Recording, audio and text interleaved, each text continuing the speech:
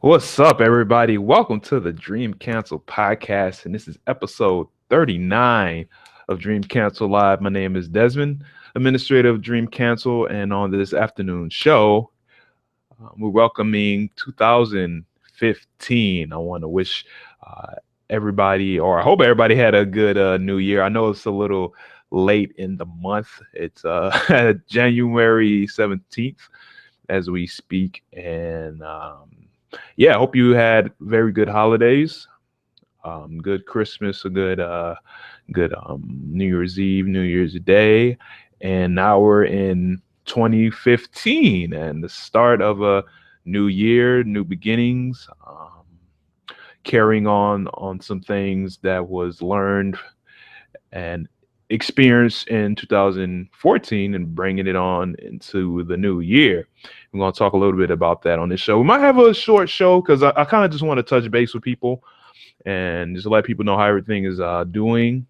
For myself and for Dream Cancel, and I want to get some callers actually and talk with a few people in the KOF scene about um, how they felt about 2014 and some plans on how to make 2015 a good year for KOF, a good year for fighting games and whatnot, ways to improve the community and to improve themselves as a player. So, what I'm going to do is after I might do it just right now. I never done this before, so this might be a little weird, but I would like to share this link to join the show.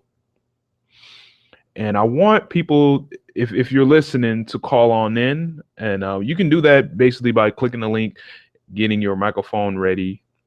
And you will be muted when you enter the show, but I'll unmute you and, address, who you are, ask who you are. And be sure to, I'll probably just ask you, what you thought of 2014, general questions and stuff like that, ways to improve upon for 2015. And yeah, be sure to keep things. I don't want to say keep things short, but keep it as brief as you can, and make sure your mic is working well. And I'm gonna open this link very like in a little bit. Hold on one second, y'all. Hold on one second. I'm gonna send a tweet.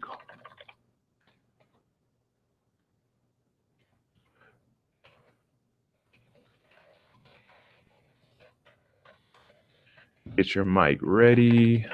All right, hold on, y'all. Okay, here we go.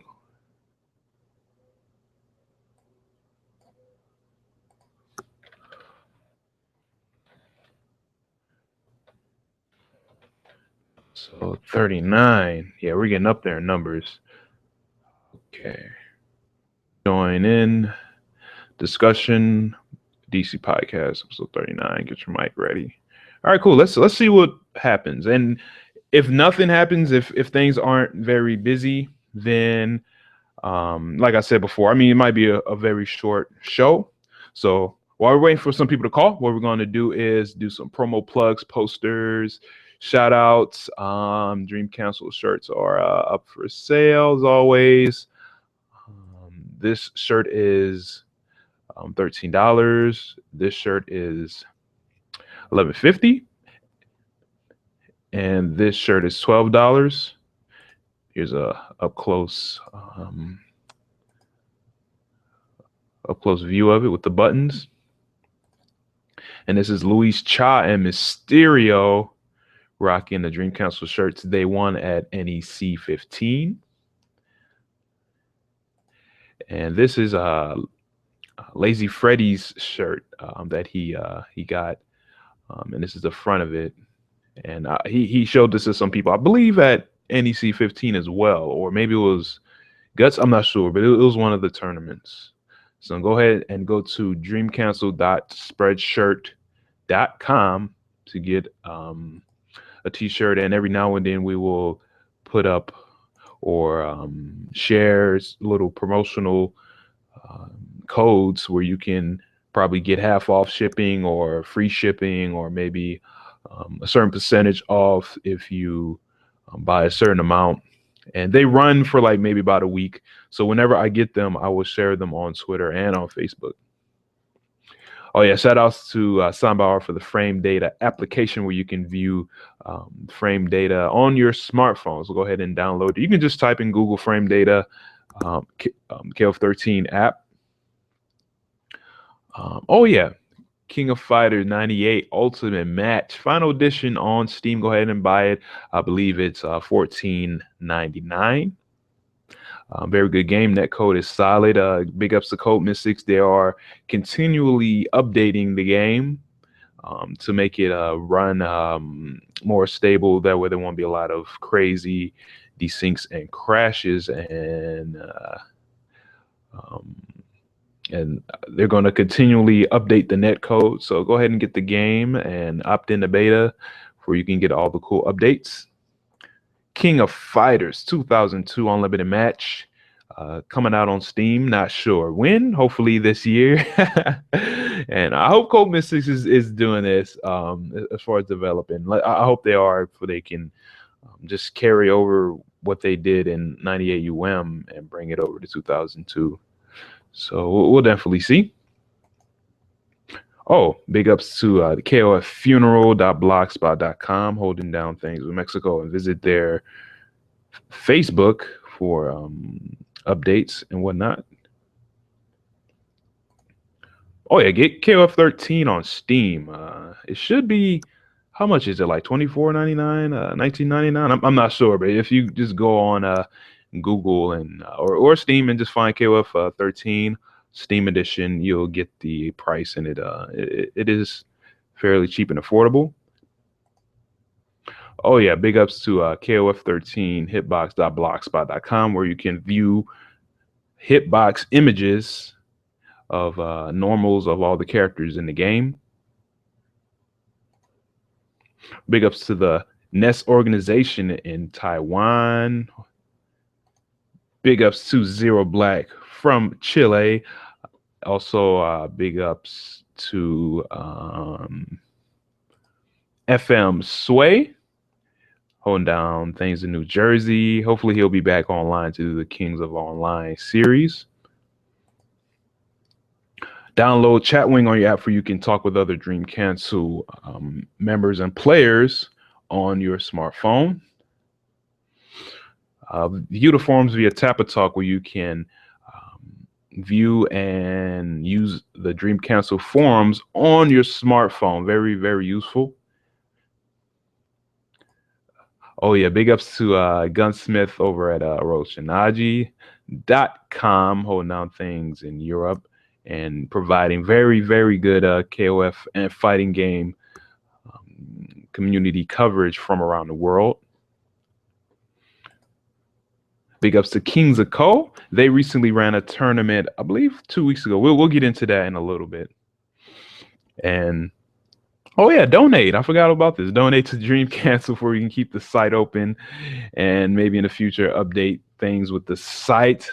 Donate however much you want at dreamcancelsnk@gmail.com.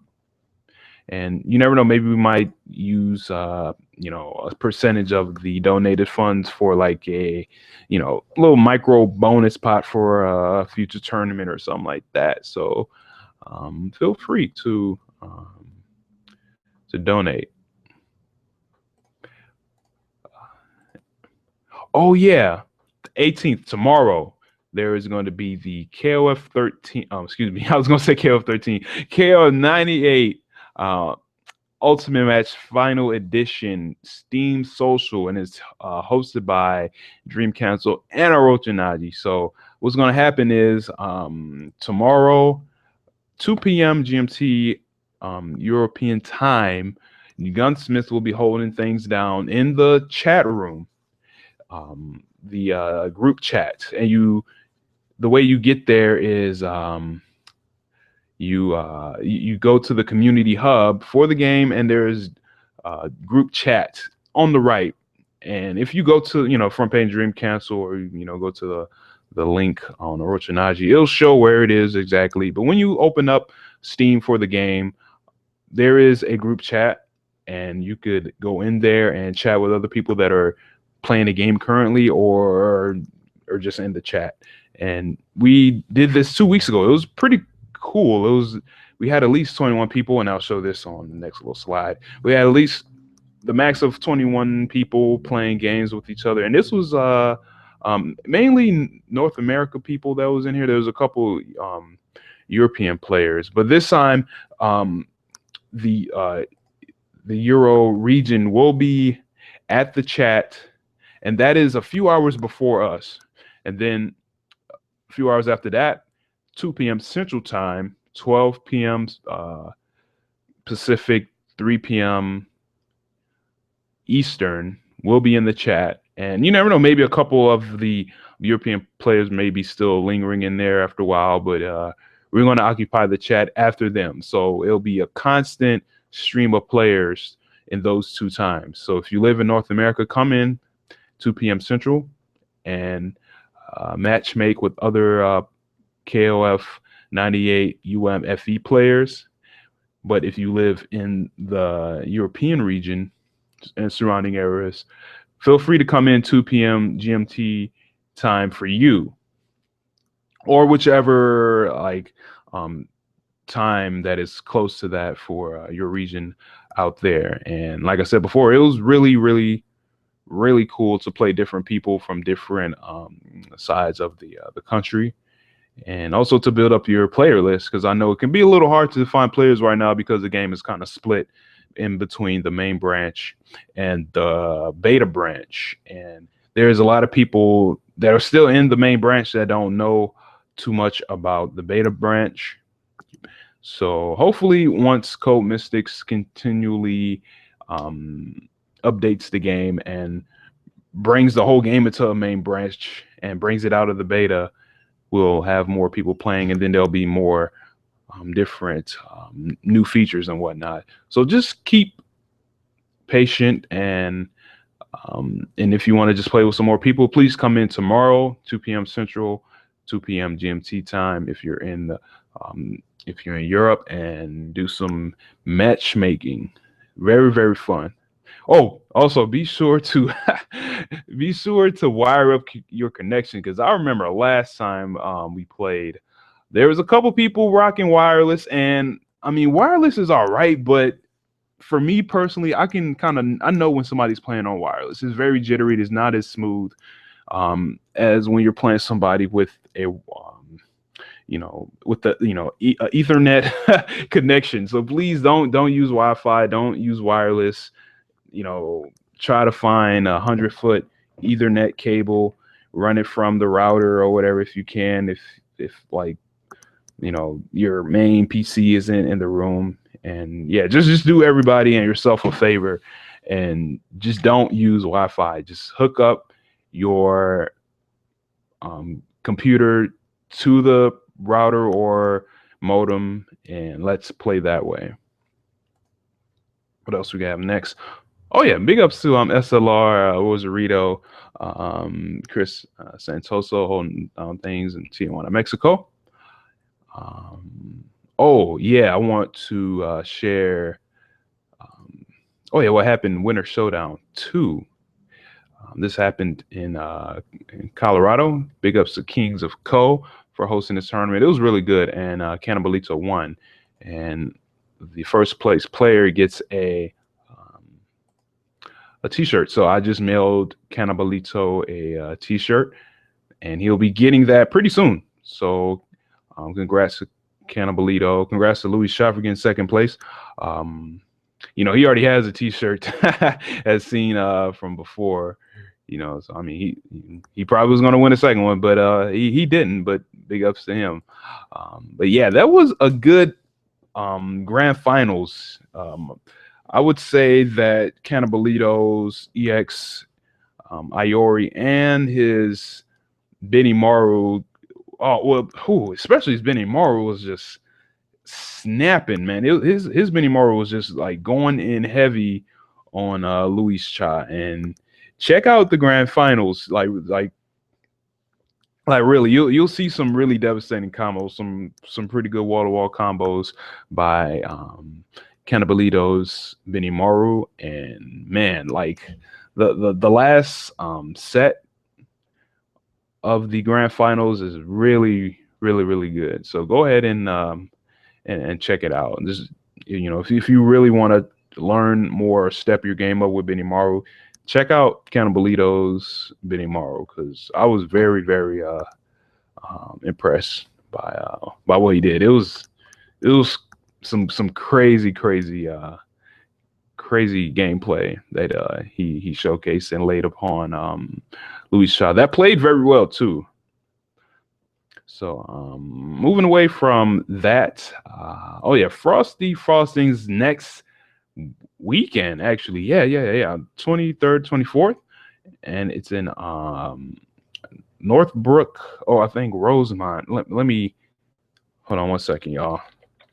Let me confirm that. Let me confirm that real quick.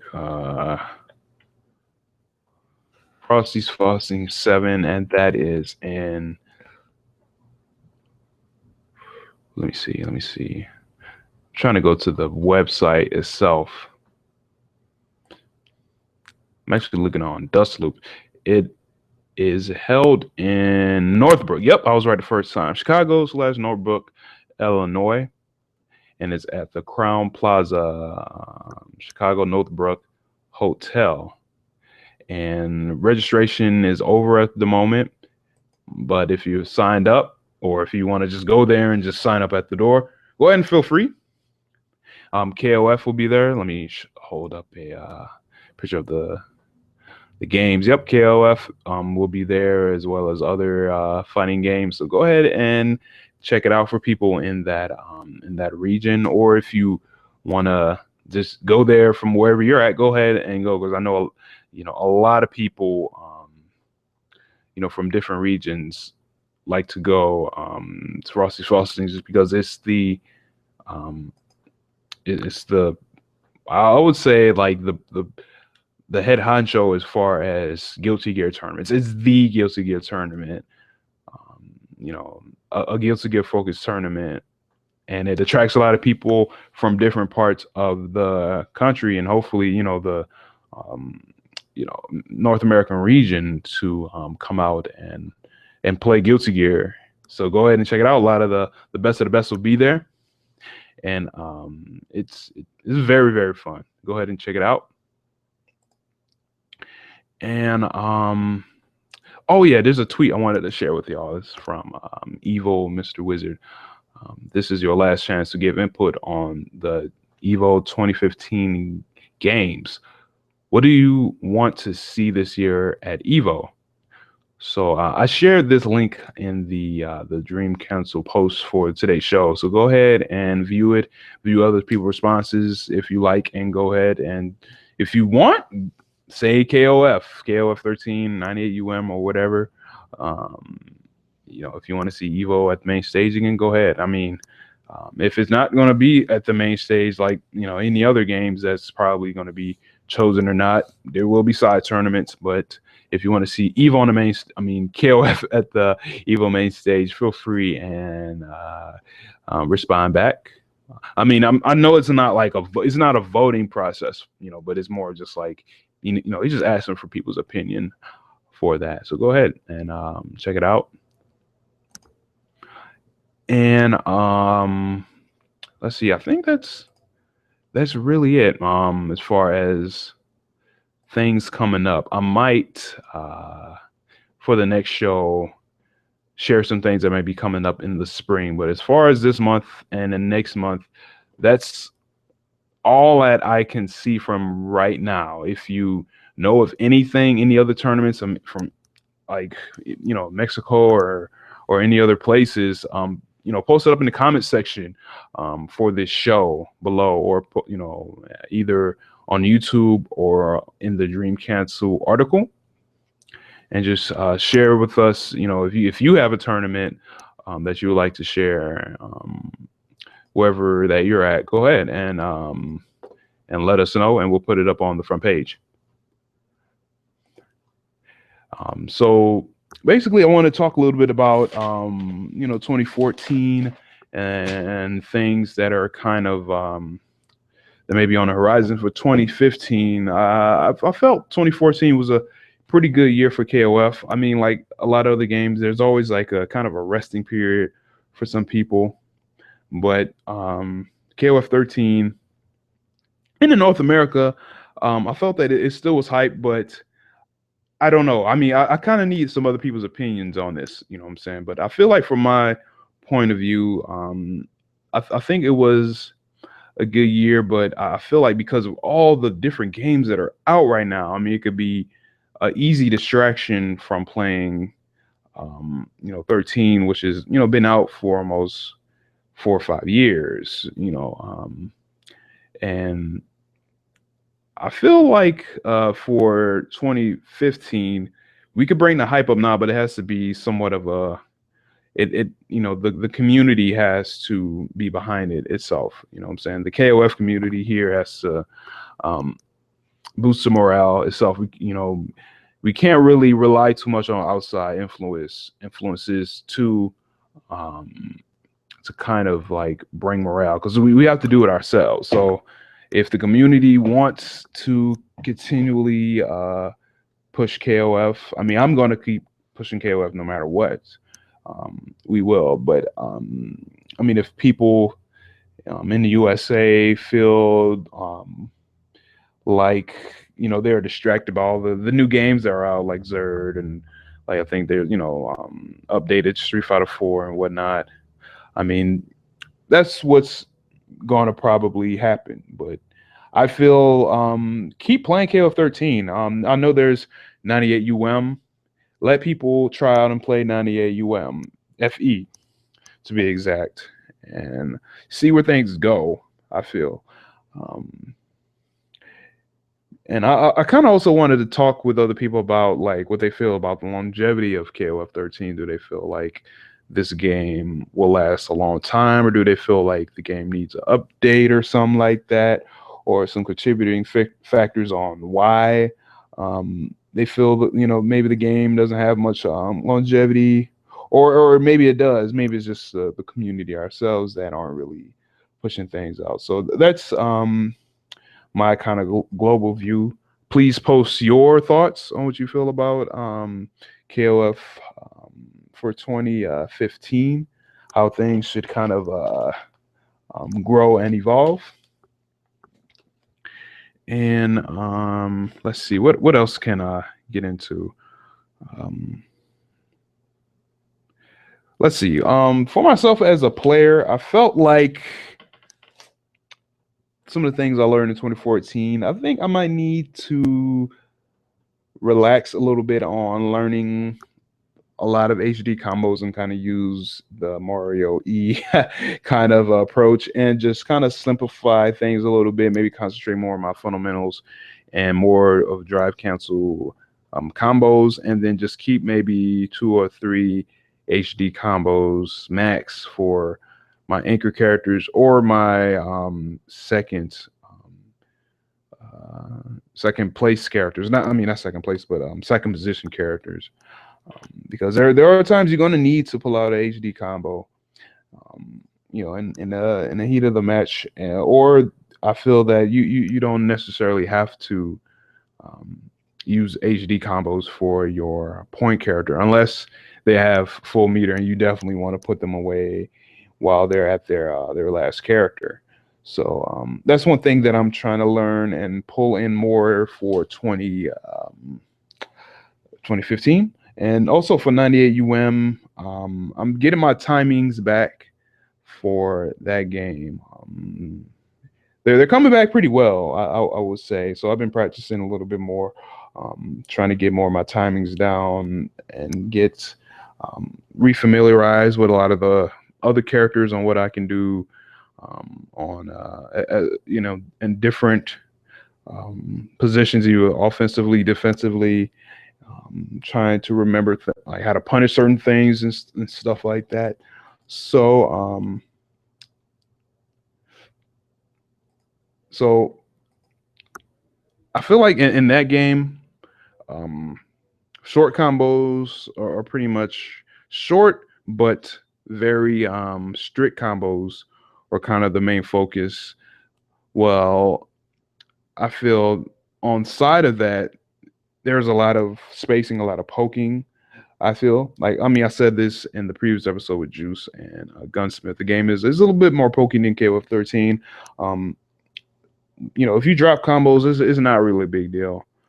Um, but I mean, well, I feel like in 13, if you drop a combo, it's pretty evident, and then there's damage that potential damage that is gone.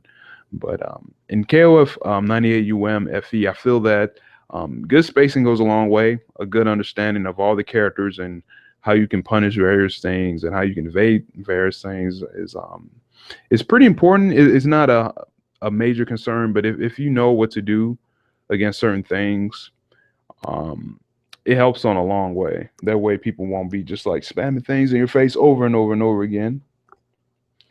Um, Hold on one second, y'all. Just replying back to somebody.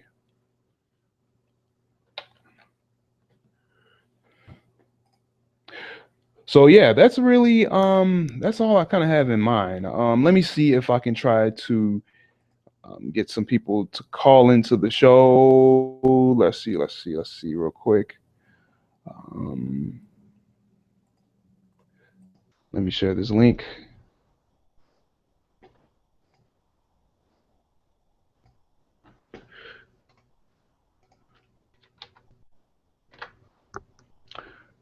All right.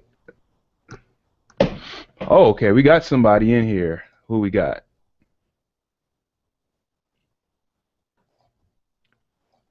Let me try to. Let me see. Let me see. One quick second, guys. One quick second.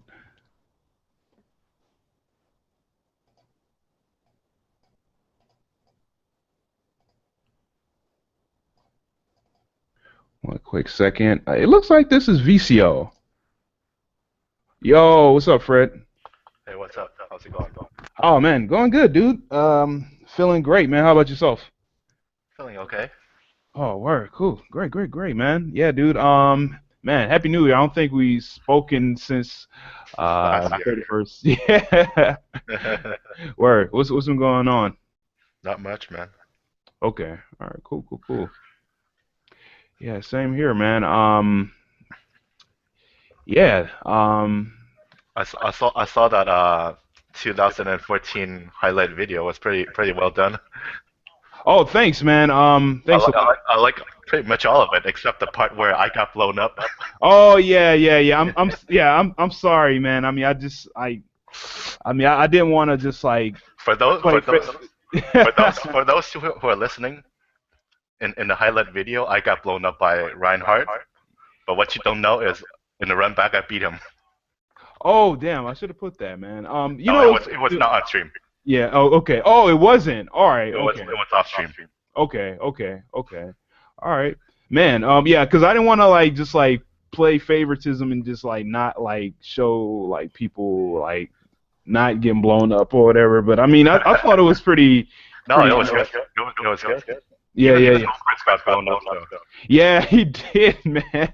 Oh man, yeah. But yeah, that video was it was kind of hard to make, man, because I had a little trouble with some of the when I down like when when I get the videos or whatever, my video editing, it was kind of like making things skip, so I had to do a fair amount of it in um Google. I mean, excuse me, I think YouTube editor. So that was like the final touch. If you watch the draft I have up or whatever, you see a lot of skipping and stuff like that. So next time when I make it, I'm gonna have to make sure I download all of the videos in the right like resolution or whatever. You know what I'm saying? That way things won't be so hard to edit. And right now we have Benjamin.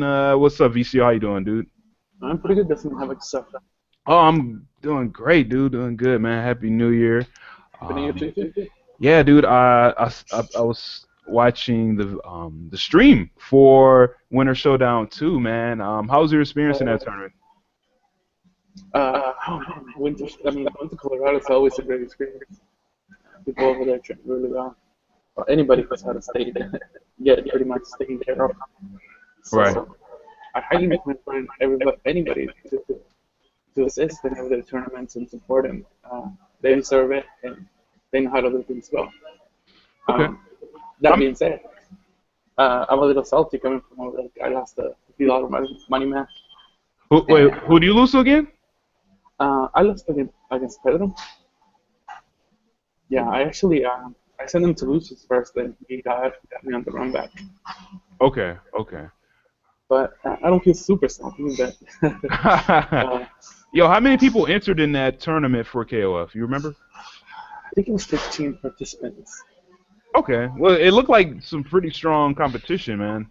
Yes, it was. I mean, Canibalito and Luis Chow were there, so two big monsters in the same Right. tournament.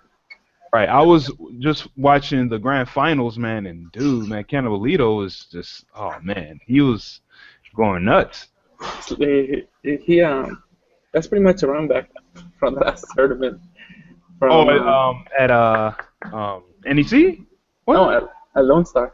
Oh yeah, that's right. Oh man, almost forgot about Lone Star, man. Okay. All right. That makes perfect sense. Yeah. So I'm kind of. I mean, I was rooting for both, but I had money on Canibalito. Oh, I see. Okay. All right. Yeah, that I kind of don't. Well, I don't want to like spoil it for people that didn't like see, but I mean, whatever. I mean that the last like match or whatever that was in, that was going to like in the tournament, man. That was pretty hype. I thought. It was crazy. Word. It's already up on YouTube, so look it up, guys. Yep. Yep. Did you check it out, Freddie? Oh, I watched it live. Oh, okay. What did you think? It was pretty good. Grand finals, where Canibalito reset the bracket and won the whole thing. It was pretty good. Okay. Very cool, man. But yeah, dude, I was like talking alone about 2014, and I kind of want to get y'all opinions on like what are y'all like thoughts of KOF community, mainly North America, but you can also expand it to different regions. In 2014, I know it's kind of it's a big question to ask, but like, what was your like overall thoughts on 2014 regarding KOF, Fred? 2014 was kind of a year in transition. Everybody was saying that they're going to retire. And then that there was going to be their last tournament after Evo. So yeah, that was my general feeling. Right. Everyone pretty much said that, except the hardcore, like the KOF, like really hardcore fans that will still play no matter what. Right. Yeah. Okay. Yeah, because I was saying before is there's all these games that are out, and yeah, I'm hearing that too. Let me see.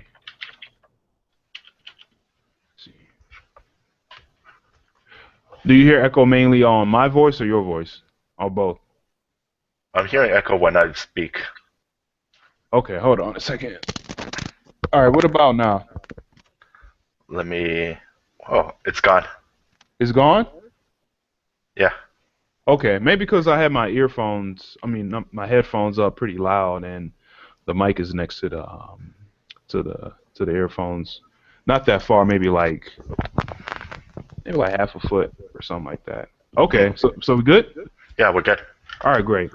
So yeah, like I was saying before, is because like there's all these games that are out, man, and it's kind of distracting to people because people want to try them out, and KOF 13 has kind of been out for a while, and I don't want to say it's kind of stealing people away, but people are just trying different games, and like you said, there's a bit of a transition period. Well, I get the feeling that a lot of people who wanted to give like KOF a try, but then they wanted to do good, but then they never got like super good. They still lose to the OGs. Uh, and then a lot of people are discouraged. And KOF is a game where it's really hard to win against someone who knows how to play because of the system mechanics, where your life is preserved from one round to another, right? If you play Right. Street Fighter 4, two out of 3 rounds, if you barely scraped by in 2 rounds and then got bodied, got perfected in 1 round. So 1 round you got perfected, and then you win 2 very close rounds, like maybe no life left, you still win, right? Right. But in KOF, like if the same situation happened, you probably wouldn't even make it to the last characters of your opponent Right. because Right. your life carries forward. It doesn't Yeah. happen. The game favors people who knows how to play rather than randomness. Yeah. That is true. That is So true. so like if you look at the tournament results, it's really consistent.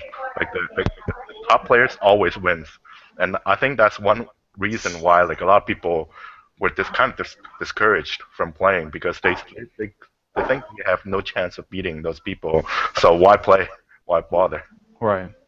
Okay. Yeah, that makes a lot of sense, man. Because like I feel like if you want to, I don't want to say like compete with those top players, but if you want to just like give them any sort of like difficulty, like you have to put in a lot of like hours of experience and a lot of hours of experience against people that play like them, Yeah. or at least That's crucial. I don't know, man. It's just kind of difficult to explain, but I feel that you I don't kind even of think it's a hard game. It's just like people's perception that it's hard. That's the thing.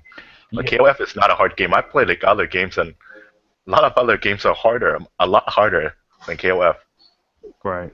Well, I mean, Like yeah, like like 13 is harder than 98 or 98 UM or even 2002. But even 13 is not that hard.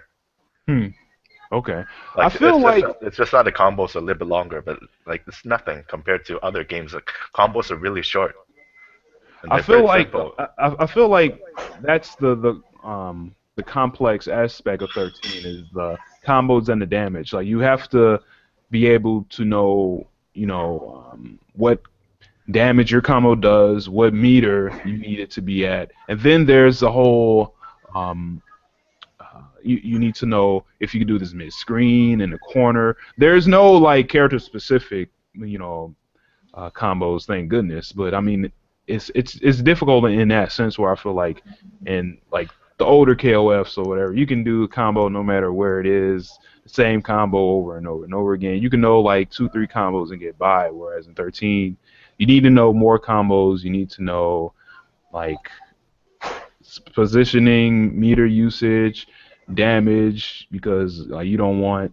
um, your opponent to still be kind of limping around, and then they just like hit you once and put you in pretty bad shape. So that's the complex. Not really. I have to disagree. Like if you look at like a lot of top players play, they all the combos they do pretty much work everywhere in any situation. Like Louis Cha, Mhm. Xiao Hai, ET, those guys they play. They don't do any fancy combos like Mysterio. Oh, like the infinite and stuff like No, that. like all their combos work on anywhere, like anywhere on the screen, and Yeah, they're all but pretty like simple. but those players are like super good though, man. Yeah, Like yeah, they can. but what I'm saying that the combo system is very easy. It's very simple. Like you play Guilty Gear, you understand. Like there's like no crouching combos, and a Yeah. lot of combos are like character specific and like the height, and then there's like different velocity for different characters and uh, counter hit combos. Like it's very complicated in other games, and KOF is very simple. Hmm. Okay. Oh, all right. Well, Yeah, Visa, what do you think, man? Well, the complicated thing, it also comes with the character. It's the linkage. It depends on the timing of your hitting the buttons, and definitely Leon is one of them. Like if you do a jump in, if you don't do it just right, you won't hit the follow up after hitting that jumping. It has to be right at the instant that you hit the floor, Mm. and you have to be really watchful of that. But again, character specific. So I'm like Kill, for example. You do a jump down C, and you can hit it from the very top of your jump, and you can still combo after that. So you know, um, that's an easy one right there. Mm. Also, Fiori with his jumping, very good. Everybody knows about that. You can link it at a decent height, not as high as a jump down C. But what else? His jump C is pretty big. You can combo off of it really easy. But when it comes to those things, it's easy, but it's also very difficult. A lot of Mm. times the Yeah, timing is very different for every character. that's pretty much like one of the only links that we have to do, like do a deep jump in and then the close ground normal. But you look at like other games like Street Fighter, there's like links after links after links. Oh yeah. Right? So you have to practice, sit in training mode and practice those specific timings that you practice blinking. There's like nothing in this game. It's really simple. There's only a handful of characters that require real links, and even then, you don't even need them Right. to play at high level. Right. That is true. Right. Yeah. Going back on a little bit. We were talking about combos, and if they're complex or not. Because like one of my favorite players, what I'm saying, is like Luis Cha, is Toshi, what I'm saying, because or is Joel A, what I'm saying, because they rely a lot on just good spacing, good fundamentals, and they don't do no crazy combos. A lot of times you may see them like especially with like Joel A, he might do like a raw Neo Max or something like that. You know what I'm saying? Because like I really like that simple like kind of play. You know what I'm saying? Where there isn't like a big emphasis on combos. And I remember we were talking about a couple episodes ago. Someone said that HD combos can sometimes be detrimental because of the amount of meter that it can build for the other character. You know what I'm saying? So, Yep. yeah, but I mean, I still, I don't know, man. For me personally, I still feel like comparing it to like, 98 or whatever, or to the combo system is just, it's a little bit, it's more advanced, I feel. That's what I'm saying. 98 is a very, very, very easy game to play. Like you can pretty much learn a character in 10 minutes. Oh yeah, pretty much. Yeah, yeah, yeah.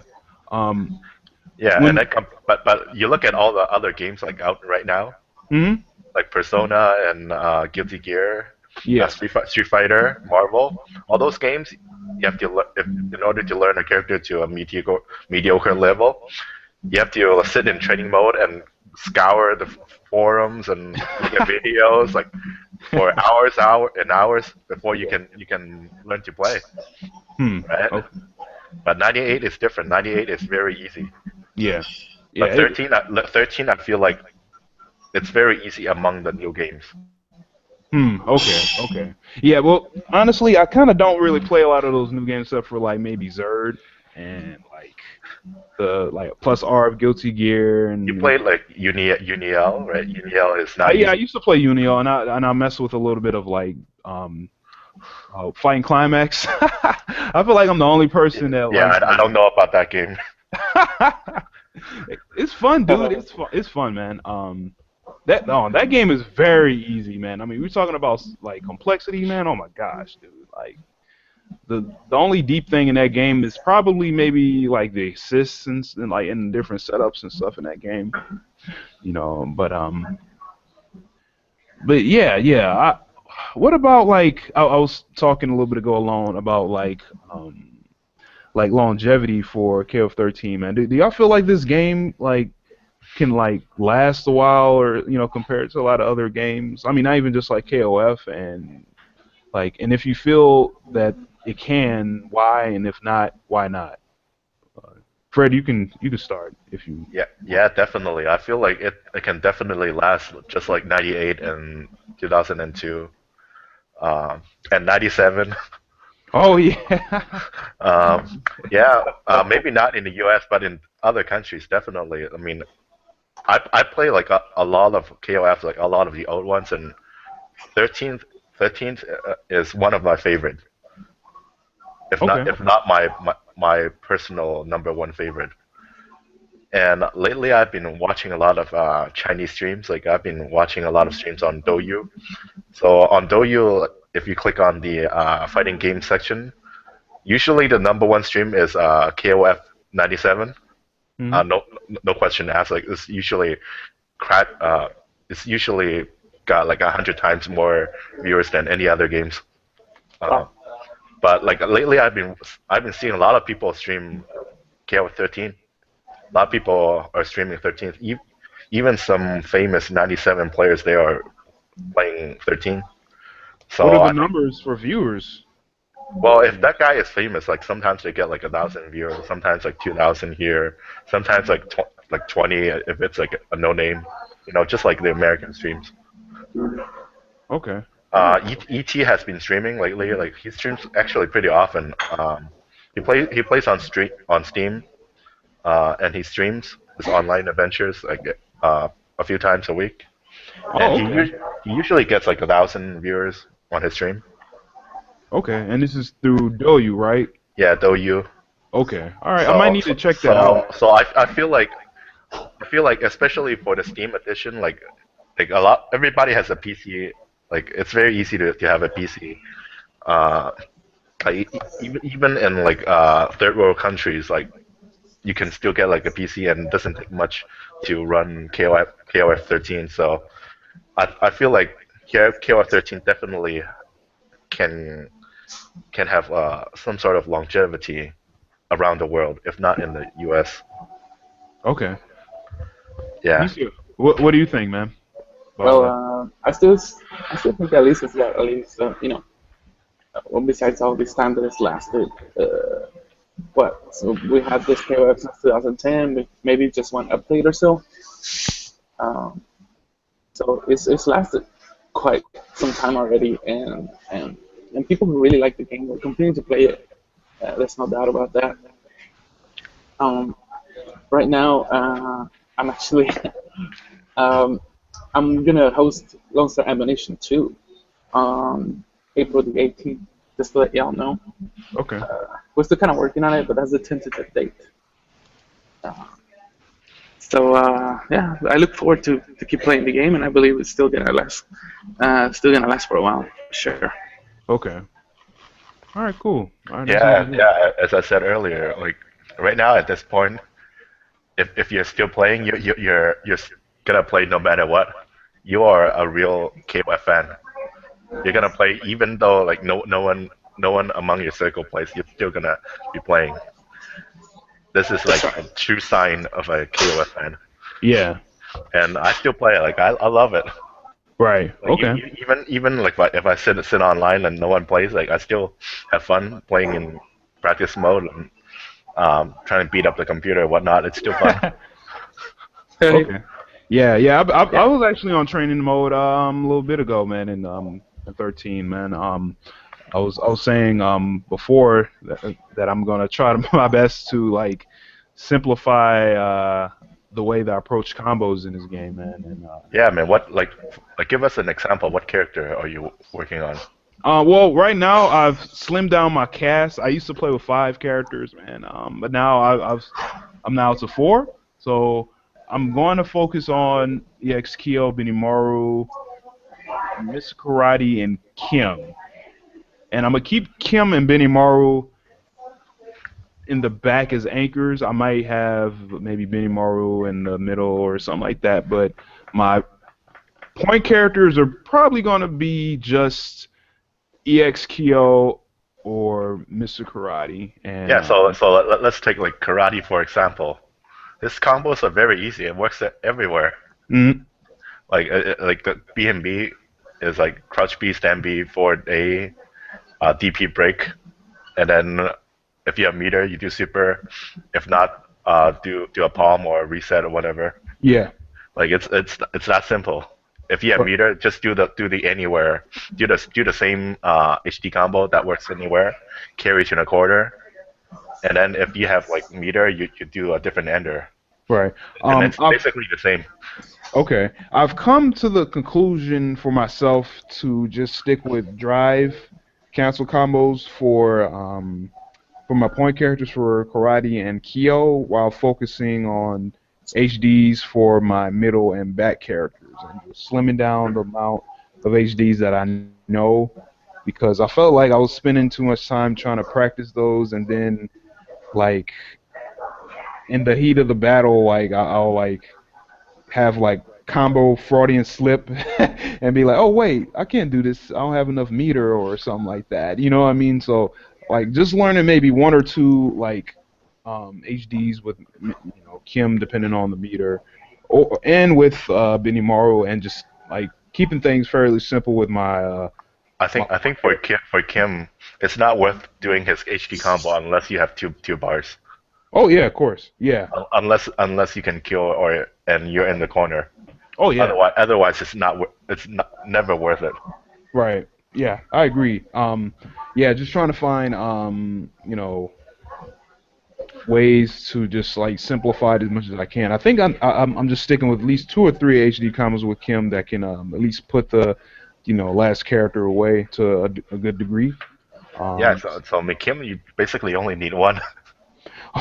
With the 2 bar or the Yeah, the 2 bar. That's basically all you need. yeah the You one that you watch Xiaohai. Have you seen him do any other combos than the 2 bar? I don't think so. See, he won Evo. Yeah, yeah. Have you seen Matt KOF do any other combo than the 2 bar?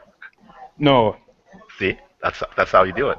Yeah, yeah. But like I said before, man, like those players are good, man. Like they're like I think for that level, you probably don't really need all those extravagant No, very long combos. I think you should just stick with the 2 bar and then just focus on how to play the neutral game, how to Yeah, just have fun and play the neutral game rather than learning the combos and complicating the game. yeah, yeah, yeah. That's what I'm kind of sticking with, and same with Benimaru. Maybe just I have just 2 combos, one 2 bar and one with 3 bars. That's really it. Damage around, I would say 50 to maybe like 70% damage, or 500 to 700 damage, or 80 or whatever. Yeah, Benny is an also Benny. You only need like one combo. One HD. Yep. Yeah, Nope. just like corner, just like do the knee and then lightning. Yeah. Lightning Like loops. like you can go for the damage optimized ones, Yeah. but it doesn't add much. Like you go and actually do them, they add like 30 damage Yeah. over Yeah. that very simple combo. Yeah, that's true. Yeah. And with EX Kyo, I think I'm not gonna bother HDs with him, man, and just stick with his just. HD combo for EXQ, you just do DP into heavy Rekka. That's all I you have need. I have trouble with that for some reason, man. I That's can't. DP and then double tap. I've tried that. I can't get that down consistently. It always drops like towards the end. I've been trying that for like the past 2-3 years. That's why I've been sticking with just Rekka. 2000. Yeah, Oh, that one that does no damage. already. Not worth it. Yeah, yeah. So I've kind of stopped with HD combos with EXQ, either like build meter or just like burn at least like a drive in a bar or something like that in the corner or whatever like that. So and just focus on neutral. Well, I'll see how I get by with that. And if I'm still having trouble scraping damage, then I might try employing a HD combo with them. But for right now, I'm just kind of like stripping things down to the bare minimum and trying my best to just stick with like some good fundamentals and stuff like that. What's up, VCO? I have a suggestion for you. Why don't you just make it your homework for this week to be able to do that? Uppercut into the single record. I've tried, dude. Just I don't know, man. It's up DP and then double tap hold the button.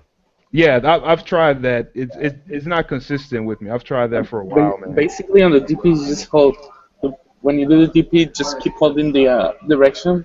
Mhm. Hold the button. That's all it is. Yeah, see, I know how to do it on like paper, but when I like actually perform it and stuff like that, and in the heat of the match, like it just So it's like it match doesn't nerves. huh? So it's like match nerves, like you're Not fighting only somebody. that, and I feel like it's kind of like the timing is kind of tight for me to kind of to keep that up or whatever. It's not that tight. Like you're probably just doing it too fast. It's really slow. It's like DP, boop, boop, boop, boop, boop, boop, like that. Yeah, I don't know, man. Like I've said before, I've tried all that, slowing it down, speeding it up. It's just I've kind of thrown in the towel with that combo. I know it's easy for y'all, but just for me personally, it's just not. I'm kind of done with that. And I don't. Yeah, it's kind of strange why I can't get that down consistently. You know what I'm saying? Considering how easy like y'all are putting it or how it is. Because I mean I've have tried to like practice that for about like a week, and then when I do play, it's just like oh man the DP is coming out or the Neomax isn't coming out or something like that or like yeah, it's kind of a strange thing with that specific combo. All right. But let's shift things over a little bit and what do we see? What about matchups, man? Did y'all learn any matchups in 2014 that y'all had trouble with like maybe like years before? Mm, I don't know, like 2014, like the game was pretty mature, and I feel like 2014 was playing by my old knowledge. Didn't really learn much. Okay. What about you, VCL? well, I learned to actually I improved my learning at the latter time of the year. Uh, I got heavily punished for jumpers, um, and and I kind of sort of learned how to play against Goro. Like I would always be afraid of his pokes and stuff, but I learned how to beat him or how to deal with him at least to a good level. Hmm. But yeah, I mean, other than that, I still need to learn how to play against Clark. Oh, I see. Okay. Okay. He kind of blows me up sometimes. Oh, really? Did y'all have a Clark at the Winter Showdown tournament or? Yes, that was Jose, the Prince. Okay. He plays. He has a sick Clark, very Okay. good Clark. All right. What troubles you have with Clark?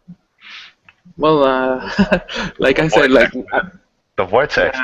that Did you see vortex. me blow up? See me and Chris?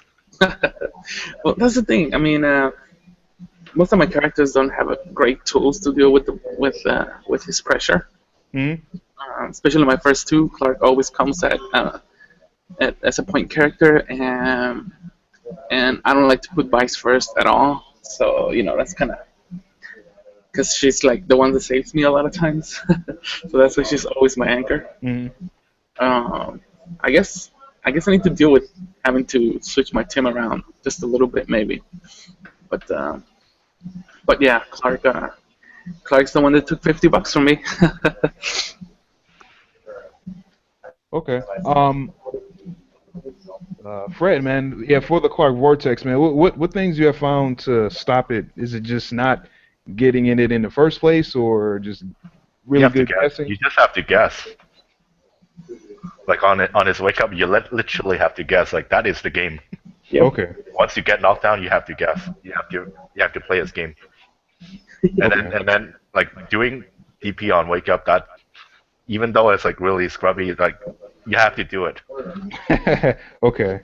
That Like makes against a grappler, because like otherwise you have to do it and present it as an option to Clark, so that he will think about this option maybe, and then maybe he will mix it up next time. okay. Otherwise, he will never get out. Right. Okay. That makes sense. All right. What else I have? Oh, 20 for this year, man. Are there any things that y'all plan to figure out or tackle that maybe gave you trouble before, maybe in 2014? New things to learn, new things you plan to learn, Fred? This year, I'm gonna master the Iori Infinites. Ah, okay. I've been working on it for a while now. I can do like semi-consistently, but not very consistent. But I've been working it. I've been practicing here and there. Right. Okay. Uh, even though I don't plan on like entering any big tournaments, but I just want to do it.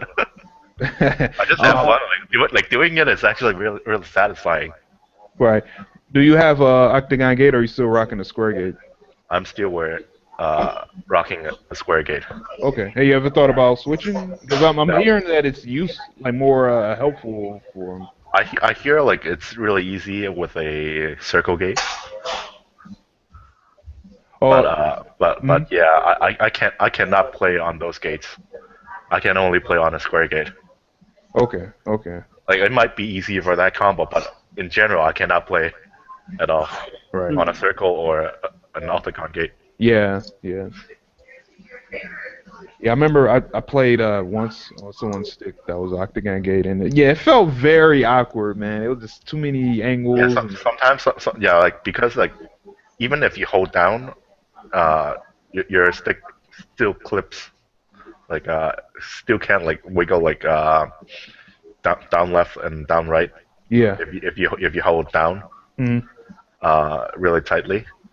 So sometimes like I think I might be holding down back, but I'm actually holding down Right. in an Okay. octagon gate, and that kind of throws me off. Oh, Okay.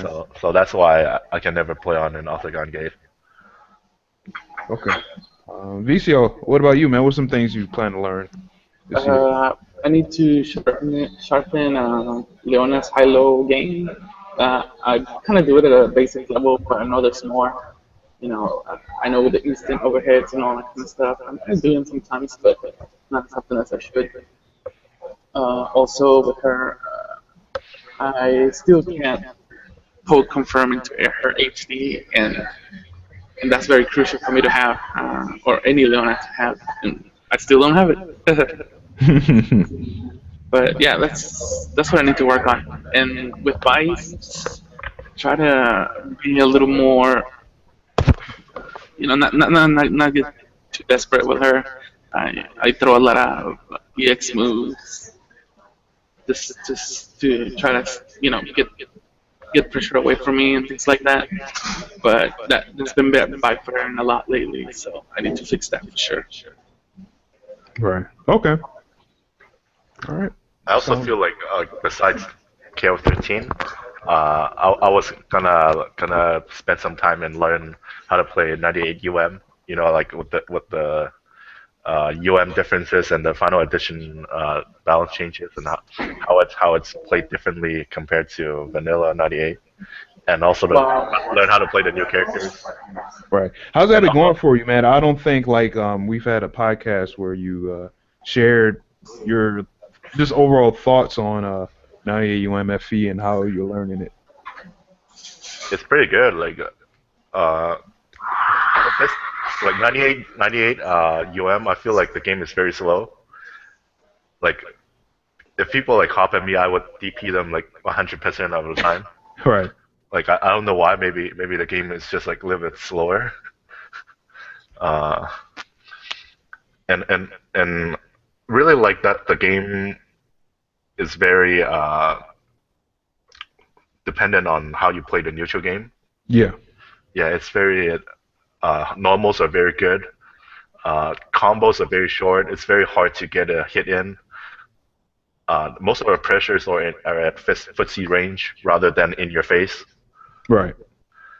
And yeah, and it's pretty fun. It's pretty fast paced. Like lot of games can end pretty fast. Right. But you said it was slow. Do you mean slow like game speed slow or Yeah, slow the game like speed is pretty slow. Like when people hop at you, you can literally see them. Like see them hop at you, and then you can see like what do you call it, the ghost the image. trails and Yeah, stuff? the trail. You can literally see that, and then still DP them Yeah. online with the lag, Right. Right. Okay. and it's not slow. Right. Oh, yeah, and how's the net code to you, man? How do you feel about that I felt like so it's far? excellent. I love it. I Oh, I haven't played like I think they've released a few more updates in the last week or two. mhm. Like I have gotten a few updates. I haven't played the new updates yet, so I can't say much more about that. But Right. before, like it was pretty good. Right. Okay. Yeah, I think it's pretty cool the update where you can see the amount of input delay you have. It's pretty nice. And then you can kind of adjust accordingly from what you see, or like decide not to play somebody, oh man, like we have 6, 7 frames of input delay. I don't think we should continue this or whatever. But yeah, they're adding some pretty cool features, man, and I hope um, I hope they keep adding on more. But Yeah, what about you, VC? I see you've been on there a little bit. yeah, here and there. I play it once in a while. Just the normal game. It's definitely a major gimmick to know, quote unquote. Um, I've gotten beaten with just food teas in the game.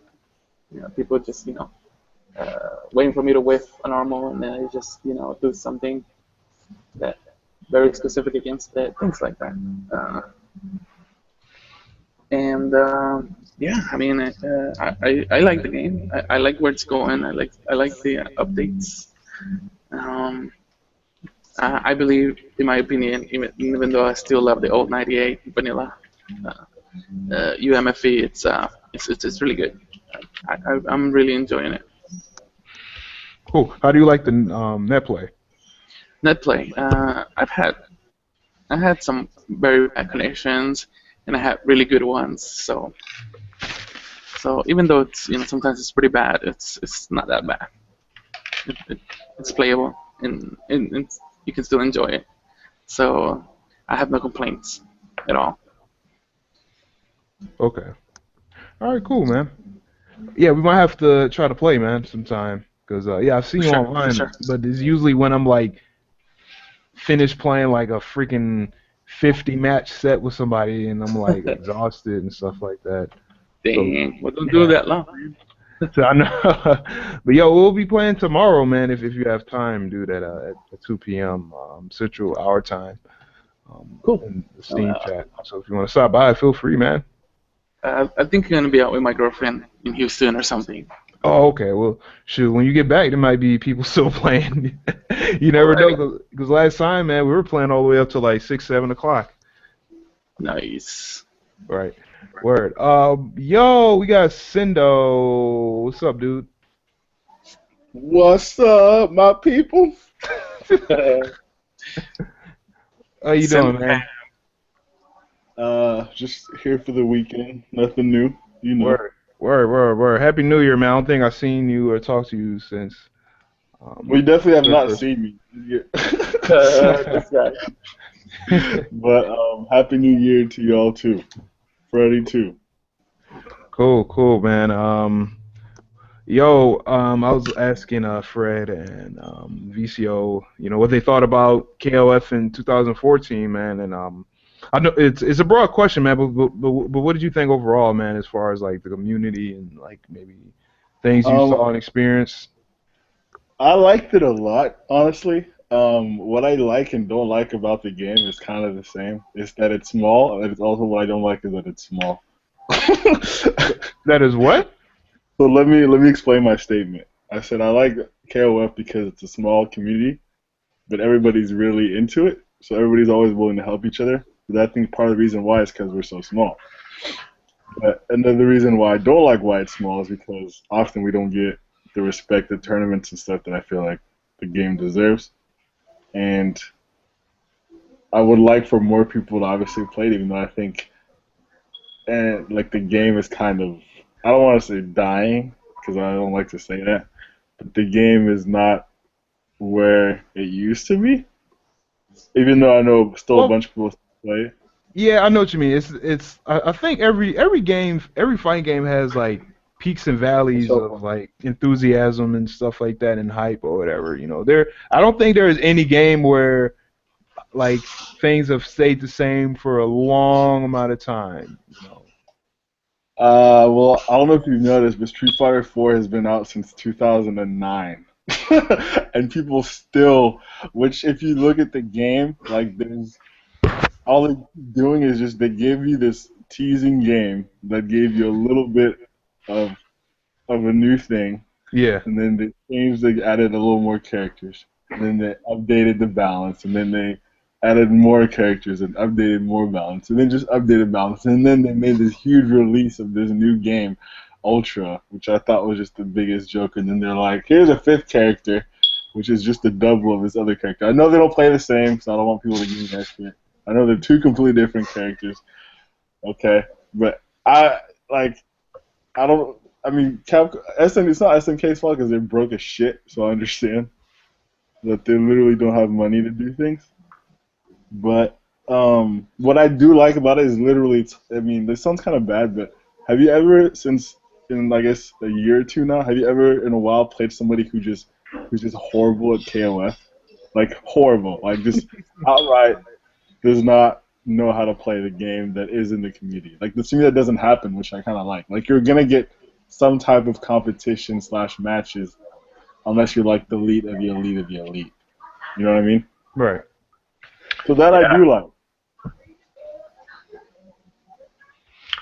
Yeah, I was gonna say like all of the tournaments that I entered in the past year, even though the brackets might be small, maybe like 20 people, like 40 or 40-man bracket, but every single one of them in the bracket in the tournament are great. Everyone knows how to play. Yeah, There are like there's no scrubs. no scrubs. That should be the KOF theme song now. Yeah, Do you think that's what I was saying. Like at this point, if you're still playing, you are a true KOF fan. You are going to keep playing no matter what. right? But because of that, because of the OGs still dominating, do you think that's kind of detrimental for new players to get into the game? Pretty much, they're like, oh man, like I want to try this game, but nah, I might just get blown up by these people that have been playing, X amount of years. I mean, to me, the game is it's not that hard. Like, it's really not that hard. Like, it requires a lot of practice, but, like, anything that you pick up doesn't require some, like, I just picked up X Third, like, literally 2 days ago. Mm-hmm. And, I mean, it's just completely different. I'm not used to playing that.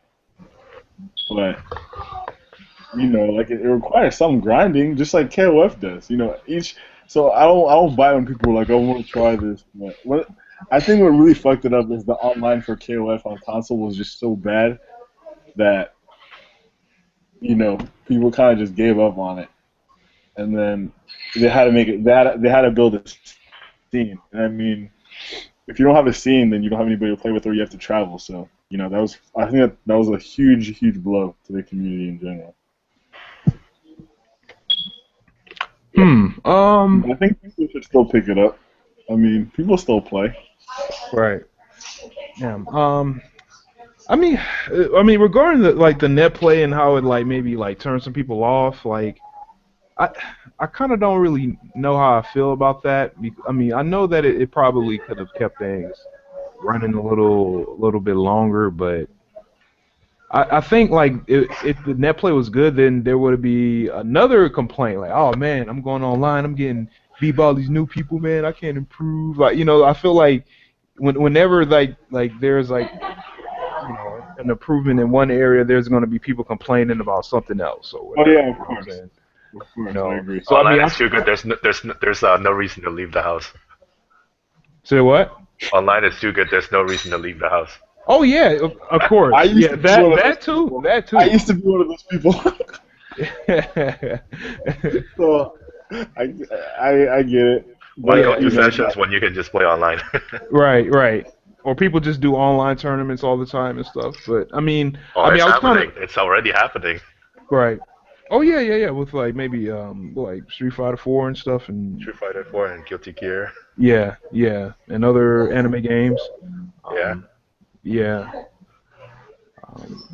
But I mean, how do you feel about that? I read about the net play on console. Do you think it kind of damaged some of the expecting new players of the game to keep it going or something like that? Or do you think it didn't matter?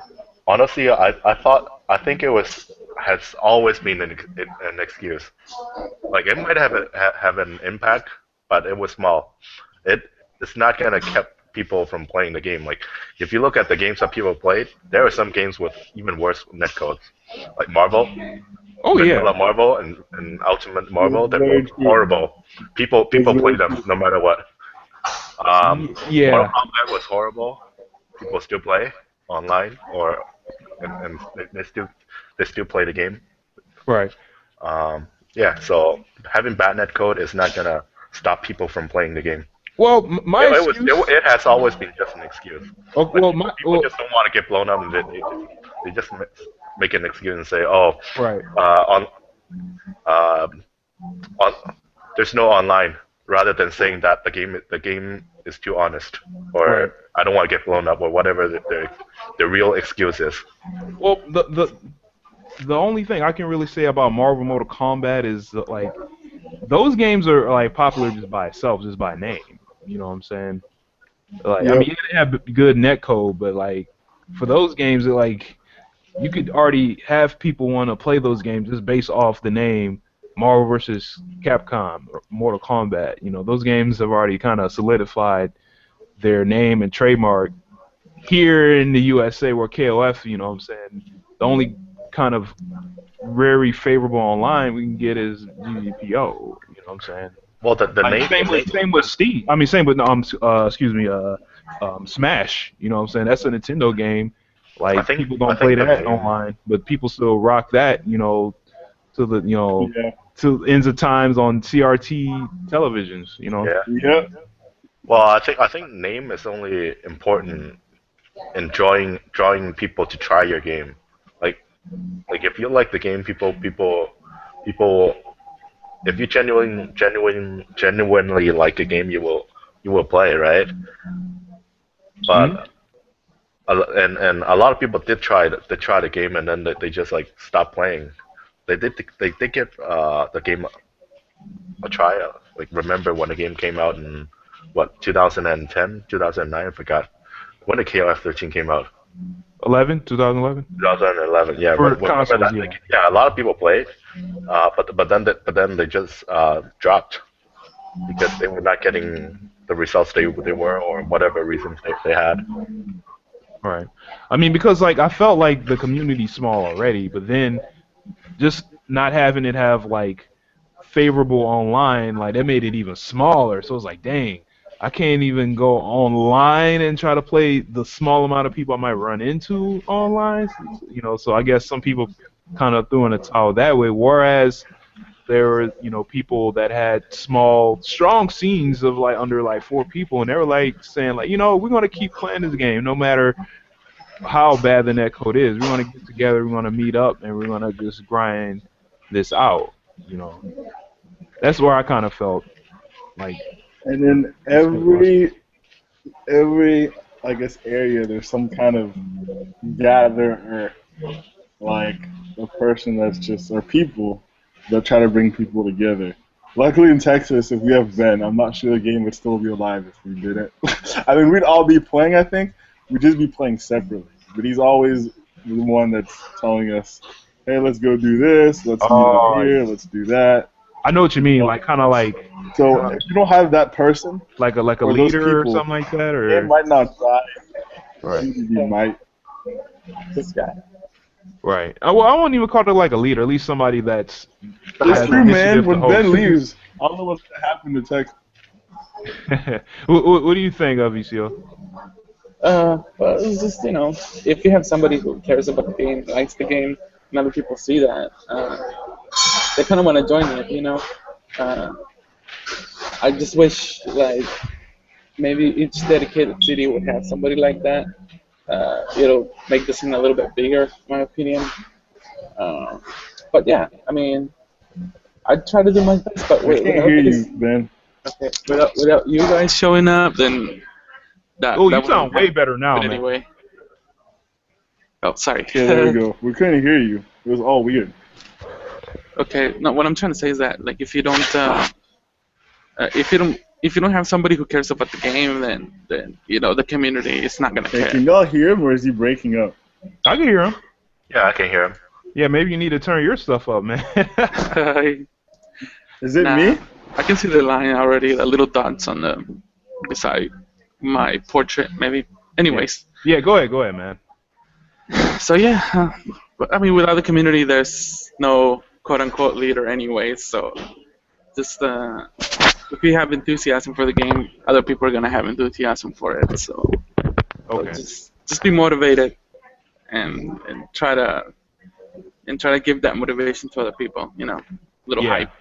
Yeah, I've So said that before, man. When I was talking with Fro Fighter a couple weeks ago, is like you can just have one person just extremely hype about the game, and then they'll feed off against, or feed off to everyone else, because a lot of times I feel like in the FGC, man, people worry so much about, oh man, nobody's playing this game, or I can't find nobody to play with, or when in reality, all they're looking for is just like someone that just has a good amount of enthusiasm yeah, and good faith in the vibes. game. You know what I'm saying? Yeah, and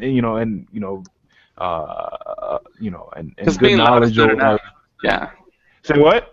Because being loud and motivated about it's not just enough. You have to send some good vibes too. You can't be over imposing. You can't be everybody. You Oh yeah, yeah, yeah. You have to be positive, man. You know what I'm yeah, saying? Yeah, yeah. I mean, that's another thing that people are looking for too. They don't want someone that's um, leading the game or in their community that's really like pessimistic and mean and bashing other games. They look for people that are just like very like enthusiastic, that just always wants to play. Let's play. Let's play. Let's share this tech.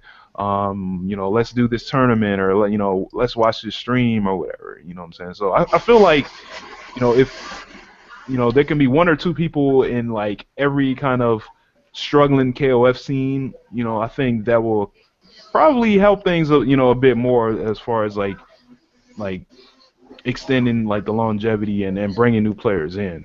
You know what I'm saying? yeah, that's right. Because people see how. I mean, if they see other players playing and having fun and being a little hype, uh, then they kind of want to join in. Yeah, yeah. Hype and enthusiasm and positive vibes is like it's very infectious, especially in FGC. Because man, I just feel like so many people just they just don't want to be alone. That's true. Like they just don't want to just be the only person playing and stuff like that. They want to they want to feel like they're part of the cool crowd. Fred, how do you feel about all that, man? Feel about what?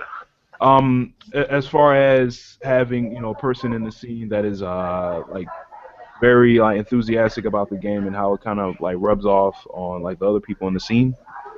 Oh, that definitely helps. But I mean, ultimately, it depends on the people. Like, if people want to play, they will find a way to play. I Hmm. mean, having a leader or a charismatic person just makes it easier. Yeah. Okay. Uh, yeah. Right. Yeah, that or just somebody that's very competitive, but at the same time like approachable because like new players, they want to compete, but they don't want to get too hardcore too fast. It might burn them out. Yeah, I feel like at this point, like we're not getting a whole lot of new players because it's really hard for new players to catch up to the people who has been playing since release. Right. Right. I mean, Is there a way to like maybe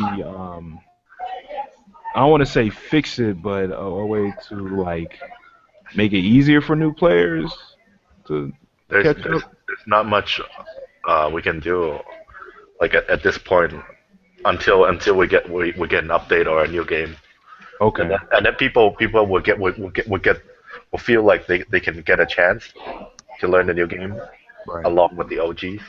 Right. Okay. That well, makes I mean, sense. one thing that could help will be one-on-ones.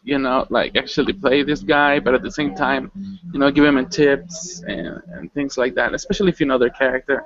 A lot of times with new people, you probably know their characters better than they do, even though they're their characters. So Yeah, you can definitely help them, but then they will still get discouraged because they will still lose in the end.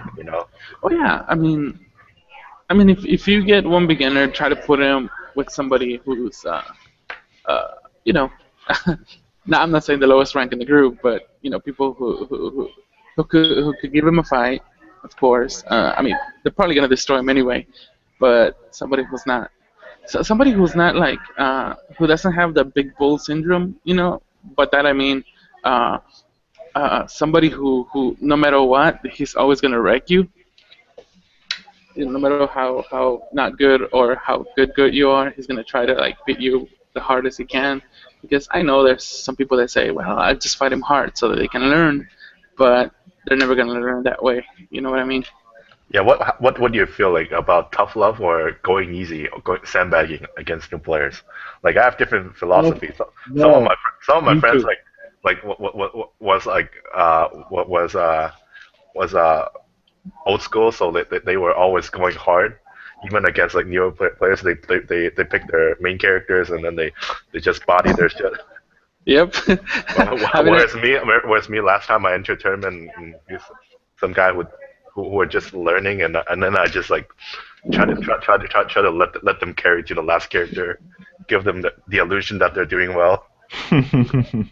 well, not, I mean, it's a lot of times when you're sandbagging, it's pretty obvious even to people who are new, you know. But the best thing to do is give them friendly tips here and there, but not really completely sandbag. Maybe work on something while you're kind of fighting them, working on your pokes, like confirmations, things like that. But while still keep it in mind the things that they can do to you and things like that. You don't have to be to go absolutely hard. You can still work on your own stuff. You know what I mean? Hmm. Uh, but you don't have to like blow them up or like stomp on them. You know what? That's what I feel. Uh, that the community needs a little bit more to kind of get those people to be a little stronger by presenting them with actual situations, different ones, not just go for what works. Hmm. Um, that's about what I think on Cinder, what that. do you think, man? I think it looked like you was trying to I think well, interject. there's a good balance. Like whenever somebody is learning the game, like literally just pick the game up. And I think tough love is kind of not necessarily the best thing because you can't show them what they're doing wrong if literally they're getting hit the whole time. Like you can't really show someone you're not doing this. Guys, it's really literally just trying to block. Like there's a guy, I forgot what his name was. There's some guy in Houston, and he wanted to play, and I showed him like he was like, "Dude, go hard." I'm like, "You're not gonna learn anything." So I literally put Kim on point, and I just save jumped him the whole time, so he couldn't do anything. And I was like, "You didn't learn anything from me doing that. Like, there's nothing." Like it was just B&B save jump, B&B. Like the whole that's all I had to do because he doesn't know anything about the game. He doesn't know frame. He doesn't know anything. So of course, I can't coach him when I don't know what he's doing wrong. When clearly it's just you just don't know the game yet. Hmm. So once they get to know more about the game, and they get to know about how to attack, the defense, the movement, things like that, then kind of maybe show tough love on like you can't do this or somebody's going to exploit you for that or you can't do this. But they have to have a basic understanding of the game first. If you just go in tough love when someone's learning, I don't feel like that's too productive. Hmm. Damn, that's interesting, man. I kind of feel with like tough love. It depends on the person. I feel like and their attitude. Like if they really want to get better, and I feel like they've come from other games where they have done well at, or that they feel that they're more comfortable in. I might give them more tough love because I already know that they have a fundamental base of fighting games, and all they just need to do is just like up their knowledge a little bit and get used to the system. But if it's somebody that I feel that they aren't very fundamentally sound in fighting games, then I Right. might get, I might like, pick some like side characters, or I might like, um, take it easy on them a little bit, not go too hard or whatever, or if I know like attitude wise that they're just getting salty and they're complaining a lot or whatever, and like I mean sometimes it's up in the air with me. It's like, okay, should I keep playing with this person? Does this person really want to learn, or does this person just want to just complain and just play the victim? Whereas I play somebody and they're not complaining, they're just focused, they want to learn, they're asking questions and stuff like that. They're not super salty about when they lost. They just want to just go right back into it. That's when I say, okay, all right, maybe the tough love is good. But yeah, for me, it depends on the person and how, like, the things that I kind of judge from the person's like play style and previous play style of other games and their fighting game history. If I need to turn on tough love or boot camp style, or if I need to, you know, like play with them like they're a little kid or something like that. So um, it depends on the person that I'm playing and what vibe I'm getting from them and what I know about their their history of playing fighting games. Because like I've played people, man, where like they played other fighting games, and then next thing you know, we're playing, and months later they're actually better than me. Because they probably had a stronger foundation of fighting games than I have. You know what I'm saying? And I've started by just playing them just like tough love wise, and then they're doing their own thing as far as research and knowledge. So yeah, it depends on the player, I feel. I agree. That too. Yeah, I don't understand when people get salty when they're losing at something that they're new. Like, how are you gonna get mad? Like, you're supposed to lose. Yeah, I know. Supposed to win.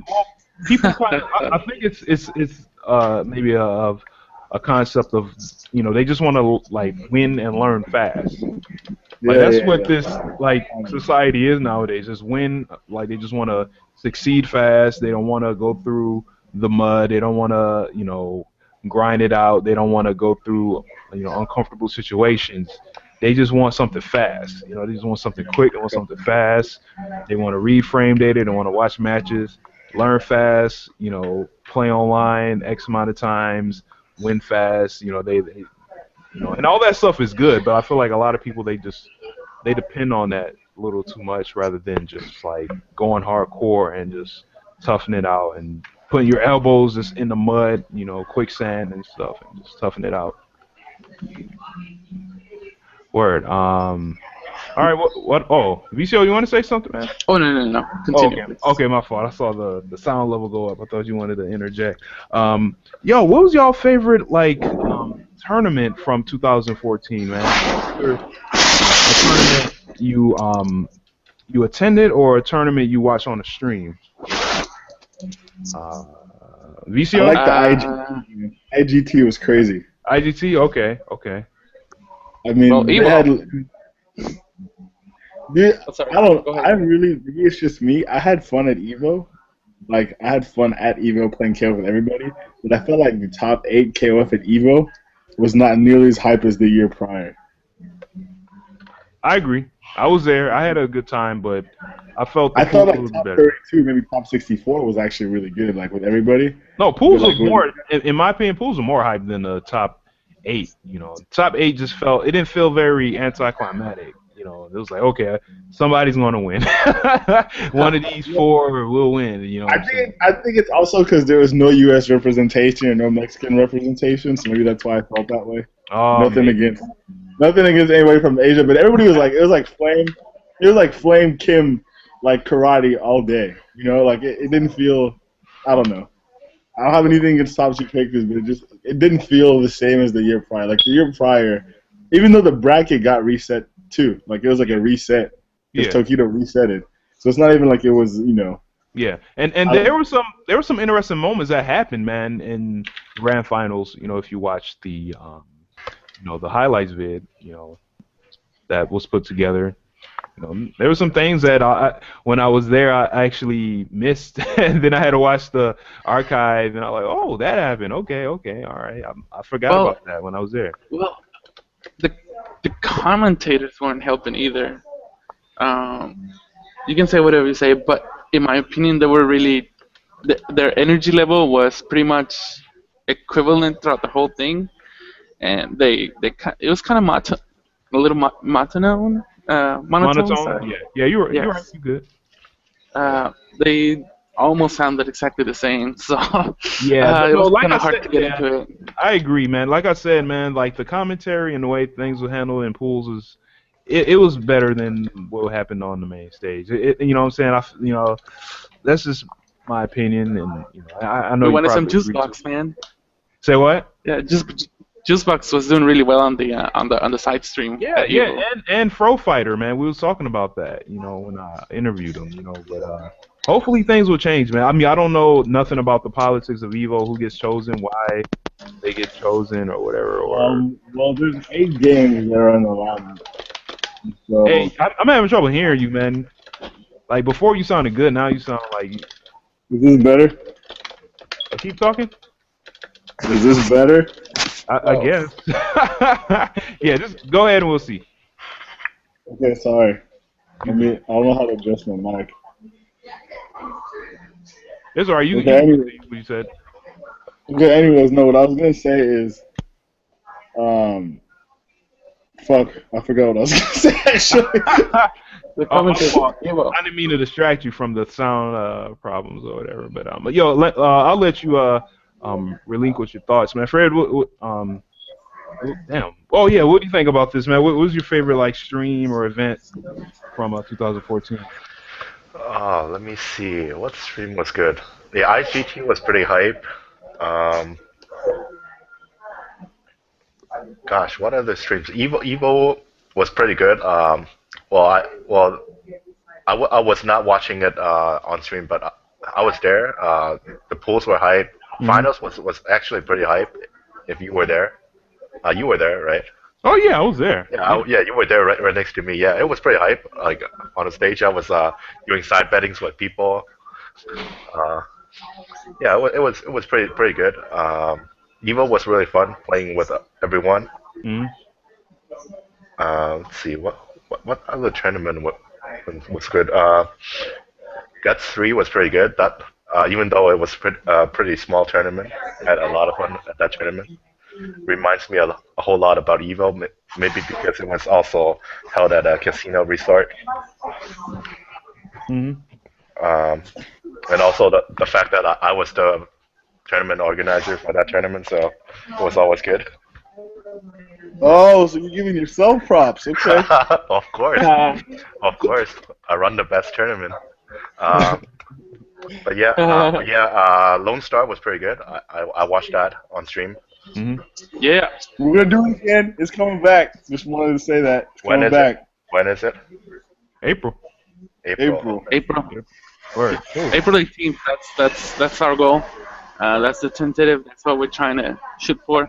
I'll mark the But date and keep an eye out yep, for cheap tickets. that's Right. right. Absolutely. Oh, yo, Thomas he's in the works of confirming to come. Who? So and Lucia. Oh, we're gonna get everybody back. Connie Benito's gonna come back. KCO hopefully will be there again. Hopefully Pedro will be there for Louisiana. sure. Yeah, and the Luciana guys are going to be there for sure as well. So we get a good mix of people coming, at least at a basic level, which means people coming from out of state and Oh, Ziwa, a couple of see well. All right, well let's invite him. Hopefully he can come. I already Um, told him. I already told him.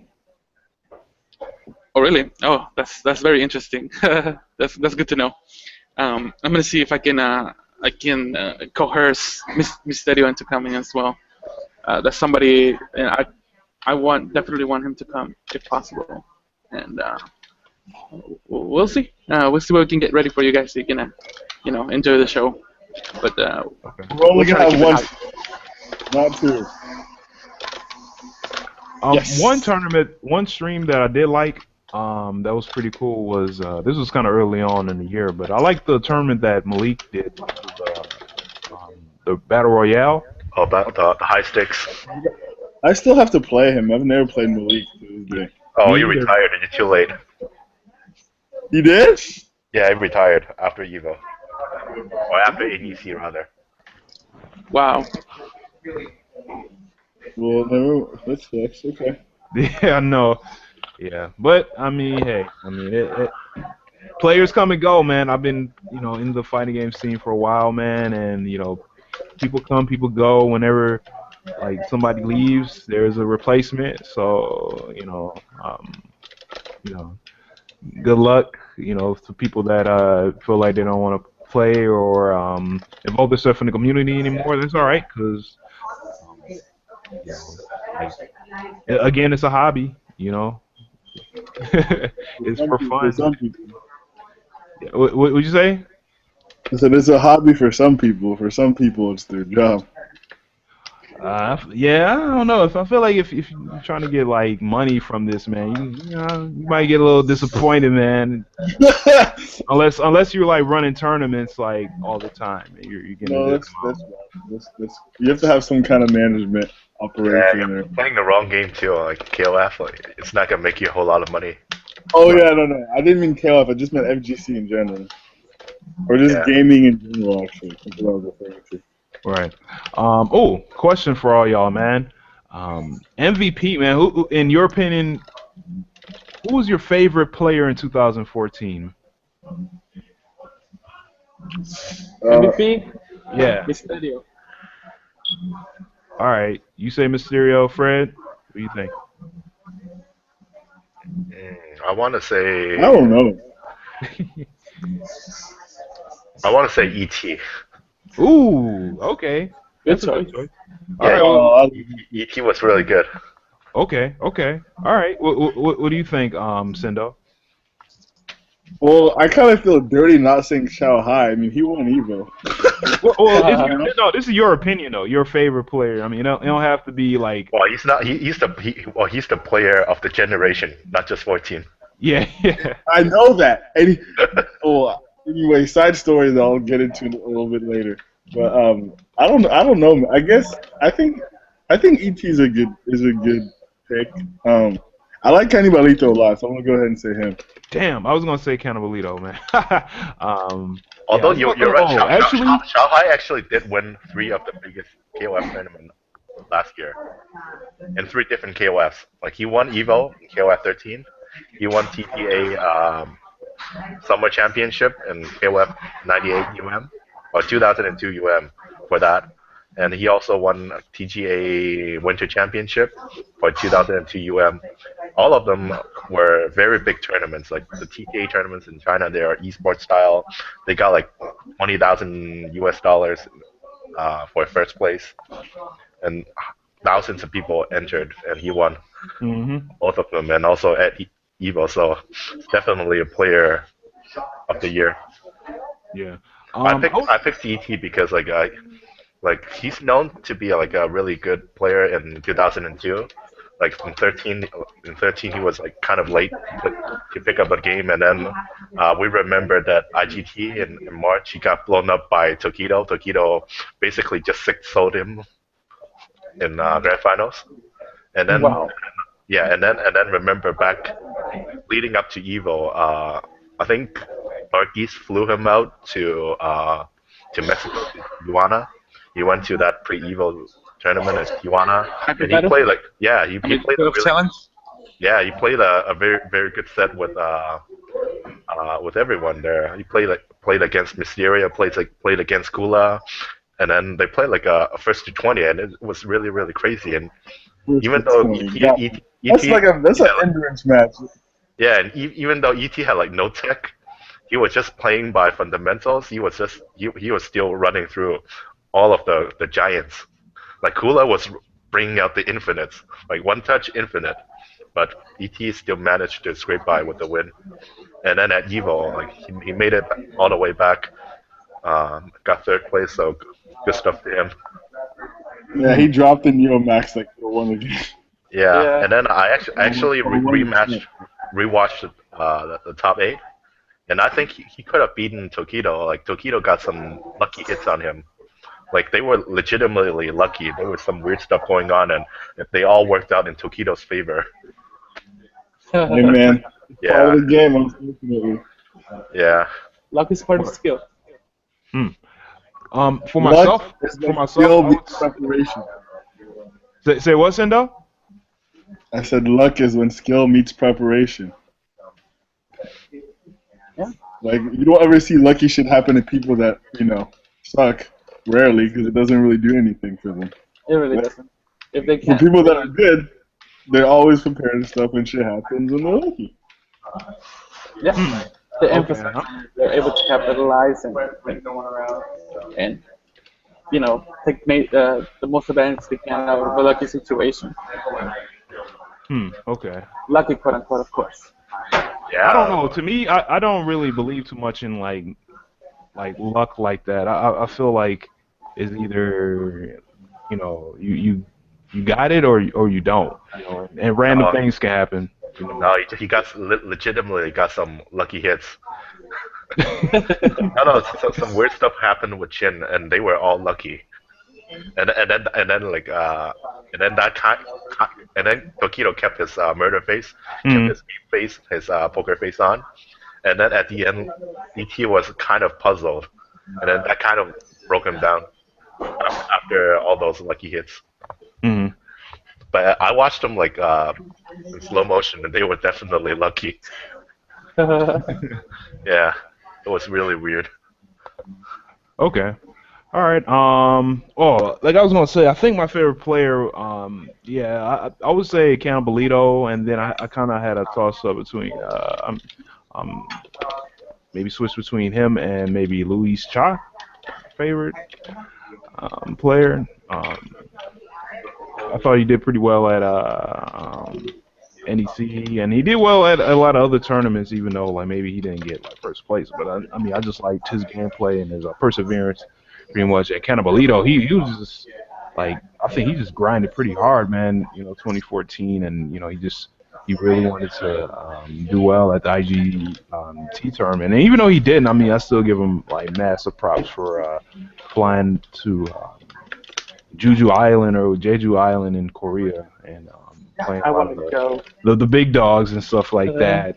So and then he won like I mean before winning South SoCal regionals and stuff like that, and a couple of his other efforts he did this year. So yeah, I would say Cambolito, yeah, he did really well 2014.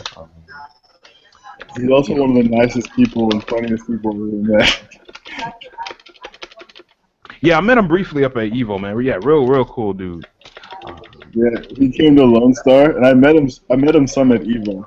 We had talked, but he came to Lone Star. He was cracking me up. He was so funny. Right.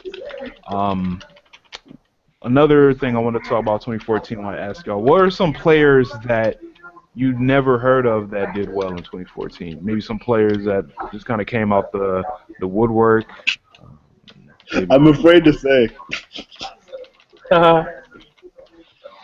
I'd never heard of Shanghai before, ever. I had no idea who that dude was.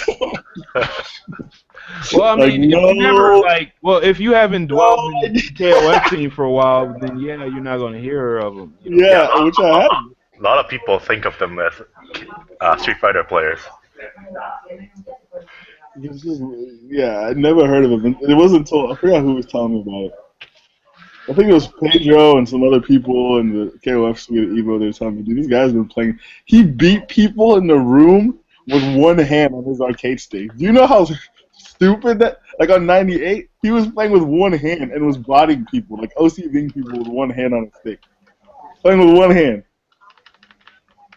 Yeah, I don't think anyone can beat him, even though he plays on one hand.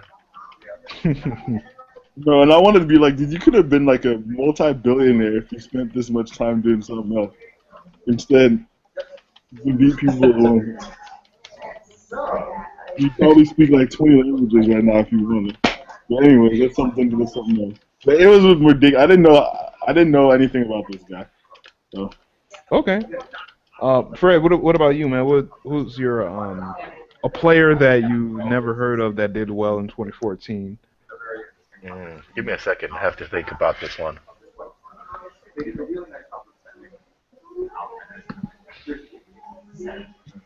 Okay, let me while you think about that, Vizio? A player that not know or heard about before. Who did well in 14? Mysterio, actually. Okay. I've never heard. Name to you? Yeah, Mysterio. Okay. I've never heard of him before, and I started watching his stuff prior to Evo, he just popped out of nowhere. I mean, Chile. It's kind of far, you know. You don't think about watching streams from over there and things like that, or tournaments. Mhm. But yeah, like at CEO, that's when I got my first impression of Mysterio, and it was pretty cool. It was pretty cool to see how he handled himself against this well-established names, Luis Cha and whatnot, Reynolds and things. So yeah, pretty much, Mysterio was the 2014 up-and-coming player for me, Okay. without a doubt. Okay. That's a good one. Fred, what about you? Yeah, I can't think of anyone. Okay. All right. Well, I mean that's safe because I mean, because I'm having trouble thinking of someone like that. Yeah, great question, man. No, I'm just kidding. All right. Well, There are some people that became really good in 2014, like Shanghai and ET. mhm. Like they improved a lot in this year, but I've known them to be very good in the older KOF games, so that Yeah. Yeah. I'm not Same here. I would not be surprised that they would be good in this game. Yeah. Yeah. Same here, man. Okay. All right. So why don't we talk about 2014? I know we did a little bit, when y'all first kind of entered in the call, but you know, what are some ways we can do to kind of like, I mean, as a community to kind of, keep the game kind of like running, at a decent level, like hype wise and skill wise, to not make it seem like or make people say or feel that the game's dying. Is there anything that we can maybe do or maybe brainstorm about or things we should do at tournaments or something like that? Or what do y'all think? I know it's a broad question. It might take a while to think about, but what do y'all think? I mean, because like I mean, I don't want like KF 13 to just like you know be falling at the wayside. I mean, I know it's a matter of perception too. But I mean, we have 98 UM FE. Can it coexist? How can we push that? What do y'all think? I think we just need to keep playing. Yep, that's the stupid solution. But Yeah, just don't ever stop. I mean, as I said before, I will still play even though no one plays. I still have Mhm. fun playing in training mode or beating up the computer. I don't care. I have fun playing this game. Right. Okay. Writing out combos, like I don't care. Um, Other things we can do, we can probably do a little bit more stream. Like sometimes, Well, I mean, even if you're just doing training mode, it doesn't yeah, hurt to like start the stream. Like yeah, if you have a setup, just start the stream. Maybe if there's like a random guy who comes into your stream and asks questions, you just answer them. yeah. Like Okay. I doesn't think, really matter. yeah, I think I meant to ask more in like a social sense. I mean, yeah, just playing, that's great. Keep playing as much as you can. But I think I mean more like socially. What can we do to kind of like to not let things kind of fall off. You know. Well, try to keep organizing maybe meetups for sure. That's always basic. Okay. In a tournament every once in a while, maybe one every 6 months. Even though maybe a local tournament or so. If it's just in your city, then maybe one every 3 months. So you can keep the interest up. But if it's something statewide, and not everybody can meet every 3 months or less than that, So we'll try to keep casual days to a consistent level maybe. Um, but try just not to let the game down if die down if you can. Just try to come up with gatherings like suggest so that everybody can actually go to them. Just a day or a time, something flexible. More than anything, be flexible. Don't just say, oh, uh, gathering this day at this time. That's it. Show up Right. if you can. Okay. Okay. y'all trying to get me a second girlfriend with this shit, man. No, what I was gonna say is, me and Ben were talking about this, because it seems like this is, if last year wasn't the last KOF year, this year might be. Just because of all the new games coming out for Evo. I meant for Evo, not for like, it's like a major game. It's always at places. Um, but like I like what KCO did. They made a tournament, like their winter battle thing, Hmm. where it was KOF was the main event, and they had a lot of out of state people show up, and but they still included the other games too. You know, so like they had Ultra, and I think X Third also. So I think if we can have tournaments like that every so often, kind of like what we're trying to do also with Lone Star Admonition, Yeah. Yeah. I think that helps too because at least it tells people that hey, KOF is for sure going to be at this game, at this tournament, and you're gonna have good competition. You know what I mean? So Yeah. because That's kind of that's the reason why I liked the league tournament that he did last year with the KOF 13 Hyper Battle. Like KOF 13 was there, and then 98 was there as well. You know what I'm saying? Like it was right, just KOF centered, focused. You know. right, and I think that's it's because I honestly can't make the whole weekly, monthly stuff all the time. Like I know I can't. But if you give me a date where something big will happen, like I can still show up to that. You see what I mean? Right. So I might not be as active as I would like to be, but I still support the game when I can. I think a lot of people are in that situation. So Right. Okay. All right. That sounds good to me. Fred, did you have any other suggestions? I mean, I know you talked about more streaming, but is that it, or do you have anything else that kind of popped in your head as far as ways to prove things socially? Um, no, just be more approachable as people, like especially with the new, well, the new Steam release of the old KOFs, like 2002 UM and 98 UM coming out. That's gonna bring in like a different crop of people to try KOF out. If people wants to play or ask questions, I always be open to them. Always want to play. Just the other day, like one of my friends wanted to play 98 UM, and I told, and then I played with him even though he wasn't very good. Hmm. Yeah. Okay. All right. I think. Let's see. I mean I know it like it probably I won't say it doesn't help, but I mean as far as tournaments goes, I mean I have been trying to just like give little bonuses out, you know, free shirt to top three or you know first place. I mean I don't know how much hype it brings it or much incentive, but I mean I like to kind of help by rewarding you know tournaments with that you know at least, and I'll try to keep it going in 2015 this year. I think also, yeah, I continue streaming. I feel continue streaming the game. I like how KCO always streams, and um, other parts of Mexico always streams. I mean, I wouldn't mind a few more people in the U.S. streaming a bit because I'm trying to think of like I mean, besides Juicebox, like every now and then or Blue Moon, streaming KOF, like who else does besides the like KCO and Juice that stream scale of often?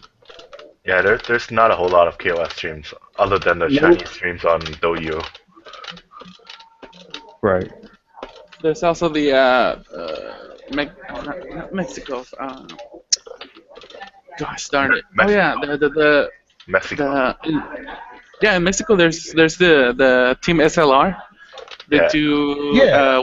Oh every yeah. Wednesday. Yeah, I know that. I mean, even that is like slowed down a little bit. But I mean, I'm kind of Like the English streams. Like, English. Oh yeah, yeah, US. yeah, or at least in the USA. I mean, like Mexico streams. Yeah, that's great. Like, hey, please, you know what I'm saying? I'll watch that. You know what I'm saying? But I think like having things like in our own like home, like it kind of like helps people um, out a little bit more as far as letting people know that okay, there's people in you know in the same country I live in from this place that that plays, regularly, and I can watch them and stuff like that. Like, as far as like camaraderie goes, you know what I'm saying? Yeah, I mean, it helps if those people also go to tournaments. Kind of like Hmm. you can see how well they do.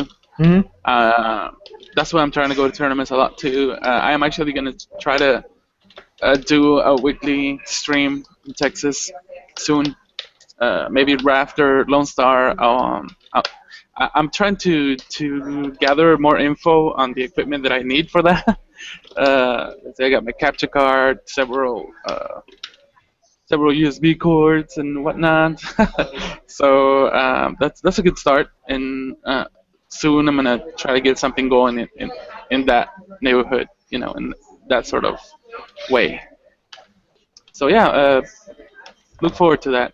Hopefully, we'll get something going. Okay. All right. Cool. Um. Well, Sendo, we was talking a little bit about Evo, KOF 13 or whichever, being on the main stage for this year, man. Do y'all think it will make it again, main Well, stage? here's the thing. Here's the thing. So if you think about, there's 8 games. Okay, so let's count them. All right. There's Ultra. There's Marvel. Okay. There's Killer Instinct, 'cause that's gonna be back up there. Plus, that company gives a shit ton of money, so it's gonna be back up there. I don't know when is Mortal Kombat 10 coming out. It's coming out next year. Oh, okay, so then we're good.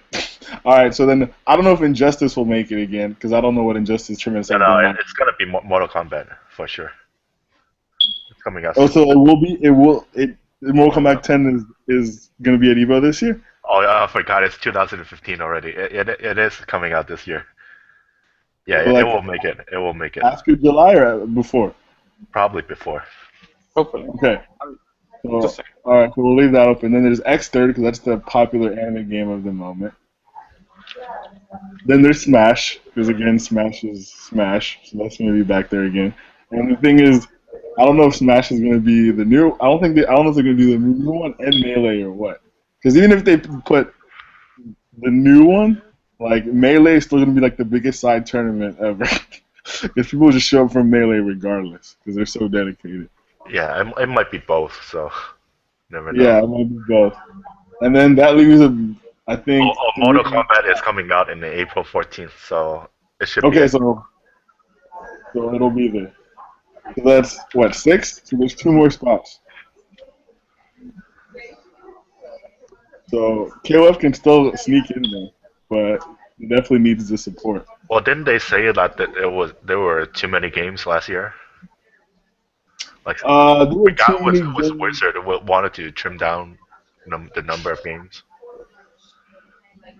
Yeah, Trim I down the mean, amount of money he can get. I don't know about that, man. no. I don't think there were too many games. I think 8 is good. I don't No, think no, it's too no, many. no. I think I remember reading somewhere. I think it was Wizard who said that there were too many games last year or something. Well, that's because Smash takes 10 years to play. Like, Yeah, that's why. Like yeah, there was never a time issue before Smash came along. But I mean, Smash puts in so much money, and they know they have to put them in. yeah. And So they're also like moving some games to like the finals on Saturday and Friday. So yeah, which I don't have a problem with that. yeah. Hmm. Wait, so how many games do we have so far? Six. I think it's 6. Wait, so MK, it, Ultra, it it's Ultra, Marvel, Marvel, Killer MK, Instinct, KI, X Third, Xrd. Smash. You That's said 6. So you said Blaze Blue? I don't know if Blaze Blue's in it and X Third's in it. I say if anything, it's Persona. Really? Yeah, What?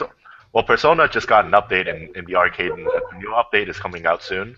It's a completely Uh, Anime well, games never stop fucking. and, It's, and, it's and not and even also like, remember, Atlas always supports their games, and this is the newest game, and also Persona 5 is coming out, so I think they might actually push that in.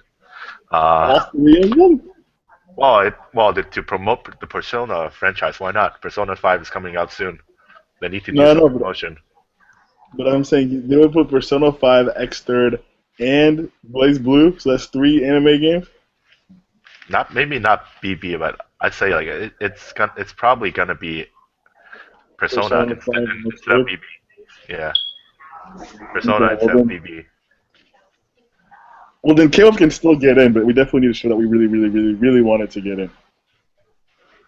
Yeah, and don't forget like there's like some games like Super Turbo, who always sneaks in one way or another. Whether it's a Yeah, but those are main just big tournament or hype side to tournament. me.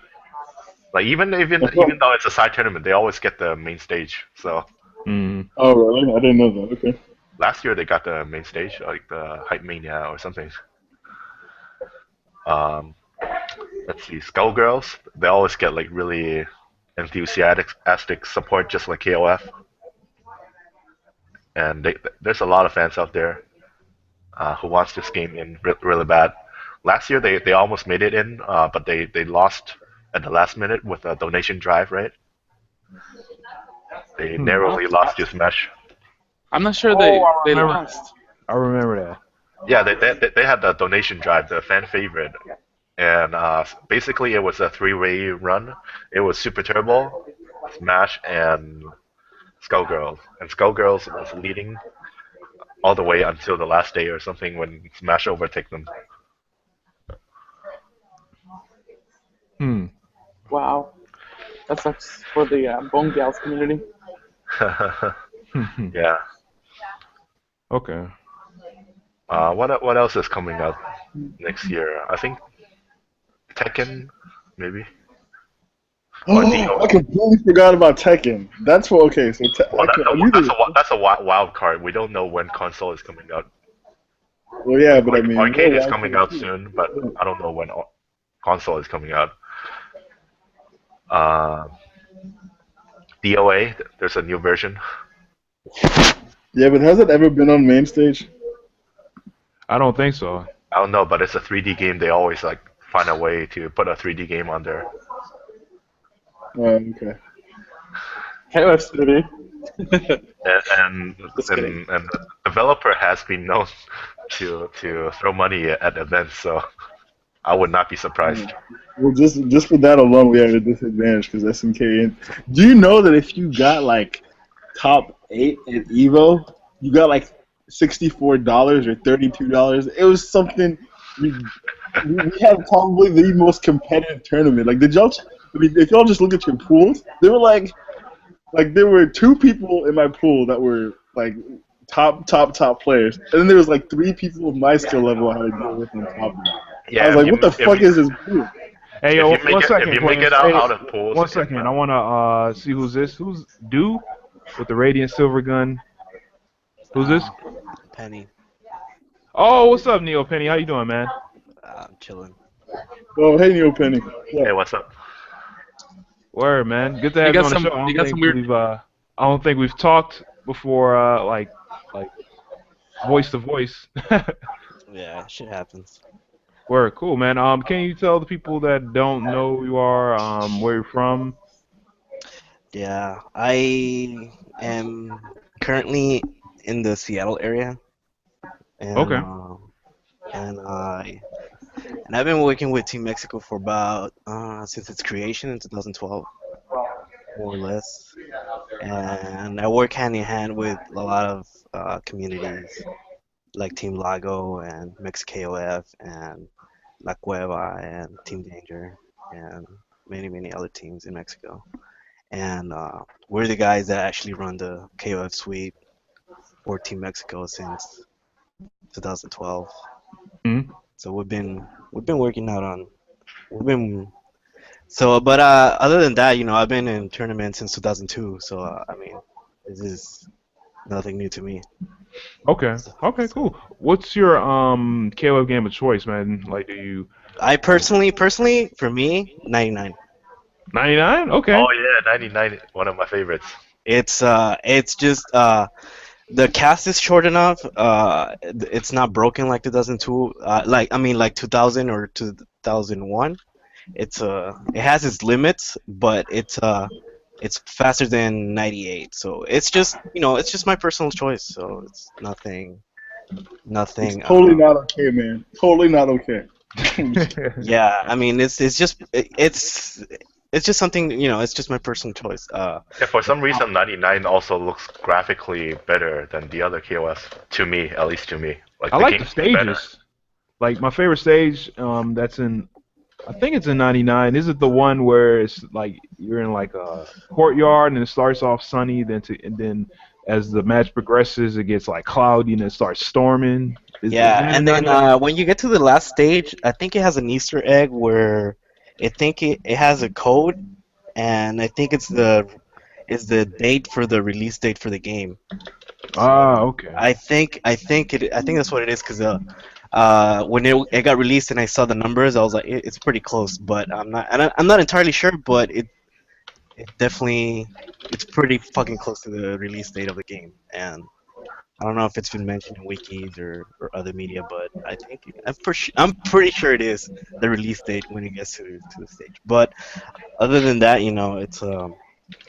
it's a very simple game. I just it's just one of those few guilty sins. But other than that, aren't you guys talking about a couple of player of the years or whatever? But there's a couple of interesting players. There's uh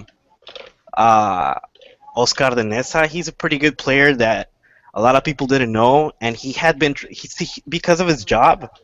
He travels all over Mexico, so technically he doesn't participate in tournaments, but he knows the entire country because of his job. Hmm. And I talk to him pretty often, and he'll be like, "Hey, I'm over here." So I get a hold of the community and be like, "Hey, this guy's over there. You guys want to play him?" And he knows almost everybody in the entire country. And recently, he placed number two in the Costa Rica tournament, only losing to Bala. And then I was talking to Bala a couple days ago, and he Wow. told me that he's actually beaten Kula before. It's just one of those times. It's just one of those moments where it's just he's in good shape. You know, it's you're not always in your top shape, but he told me that when he was playing pretty frequently, he was beating everybody. And then, but I agree with Lazy Freddy. The player of the year has to be ET. No, hands Hmm. down. I mean, obviously, Xiao Hai is the player. It's a KOF god. I mean, he's up there with Daigo and Fudo and JDCR or Ni or Nin, and that he's a legend and he's living legend. Hmm. But because of the revelation, because he didn't play the game before, he was not. He wasn't traveling a lot. Uh, the Taiwan community doesn't get much respect from the Chinese or the Japanese community. He's definitely put a lot of work in, and but I agree with him. If there's somebody that has put a lot of work in, it's ET. And if when IGT and Evo happened, I think he was just intimidated by the name of Tokido, just the name itself. Because I think if you look at the video when he was gonna play Tokido, he was already admitting defeat at IGT, and when matter of fact, when I saw him play Tokido, I was at Evo. I told my friend, let's go get some beers because this is gonna be a long set. We went, got some beers, came back. They were still playing. It was a long ass fight. I was like, you know what? I don't know who's gonna win, but I know it's gonna be a long one. It's just one of those things. But as far as the hypest moment, hands down, TGA, ET against Shanghai. I mean, it's not their team, but it's the hypest moment. If you look at the high level play and everything, the Hmm. qualifiers, the qualifiers are not easy to begin with because it's an offline qualifier in like I think it's 8 Chinese cities or 4 or 5 Yeah, and and then three. that coupled with a online qualifier with thousands of people who entered. Yeah, and then in the online qualifier there was a group of dead which had Matt KOF and Baozi, which by the way is apparently according to everybody it's the best KOF 98 player from Taiwan, and neither Matt KOF nor Baozi qualified. It was just pretty fucking hard. So anyway, back to the top eight. If you look at that, and then if you look at the TGC the Winter Showdown, That was the happiest moment. But if you really, really want to dig in, the happiest moment has to be the 500,000 people who watch KOF 97, hands down. Oh yeah, No contest. I was there watching. It was so hype. I mean, it's cool that Canivilito made a comeback against Reynolds in SoCal Regionals, blah blah. Hmm. But you know, at the end of the day, really, when you get everybody from the community, everybody from online that plays GGPO in China, and then they get together at an arcade, which, by the way, the arcades in China look fucking legit. And then they get together and they get like at least 500,000 views, which technically, because of bots, it was like 78K. But at the end of the day, it's like it's a large enough number to rival Evo. It's something you wanna. Is just it's definitely the best KOF had to offer this year. And it put everybody on the spot. I mean, it made everybody think that what really is the most popular game. I mean, granted, we're from the West. Ultra is a meta game because we have all the legends playing on that shit. But at the end of the day, I'm not interested in watching Ultra. I mean, that's just the way it is. Yeah, if you look at that tournament, that they have like, I mean, there are some prizes sponsored by Kamba, like first place like gets stakes and maybe some cash prize, but it's not a whole lot. Like people just go there and spectate and just to enjoy the game that they play and love. Like if you look at the stream, it's always full of people. Like at every time, like the camera, there's a crowd cam, you uh, see like people standing all around, like standing in chairs, like watching all day. And that's only a tiny little corner. Sometimes the camera zooms out and pans around the room, and then and then the actual crowd is a lot larger than what it is. Mhm. And people were just standing there watching KOF all day, and they were playing like really long sets, like first to 10, first to 7 in earlier sets, and then the finals was like first to 10, and then people were just standing there loving every single moment. It was fantastic. I like how it was really very, very, very community based because it was a couch. Everybody was chilling. I saw like at least three familiar faces because I watch. Because every day I go to work, and then right before I go to work, I watch Chinese streams, and I knew a lot of just looking at the faces. I knew a lot of guys from the streams, and it was pretty cool because and they're really high level players, so they would play KOF. They would be on their set, and they would pass it on to like another streamer that's is pretty popular. But I like the fact that it was just everybody chilling, passing on the mic, and then they were just talking. It wasn't really something they were trying too hard, like in IGT, where Z was on the phone saying all this homophobic and really racial things, and then just really really focusing on the cosplayers. No, this was more like a chill. Let's just relax. Let's just Yeah, talk about the game. I Let's just mean, have some fun. even the peop It's even the people who made it to top eight didn't really care about winning. Like the people who did commentary are the people who are playing in top eight,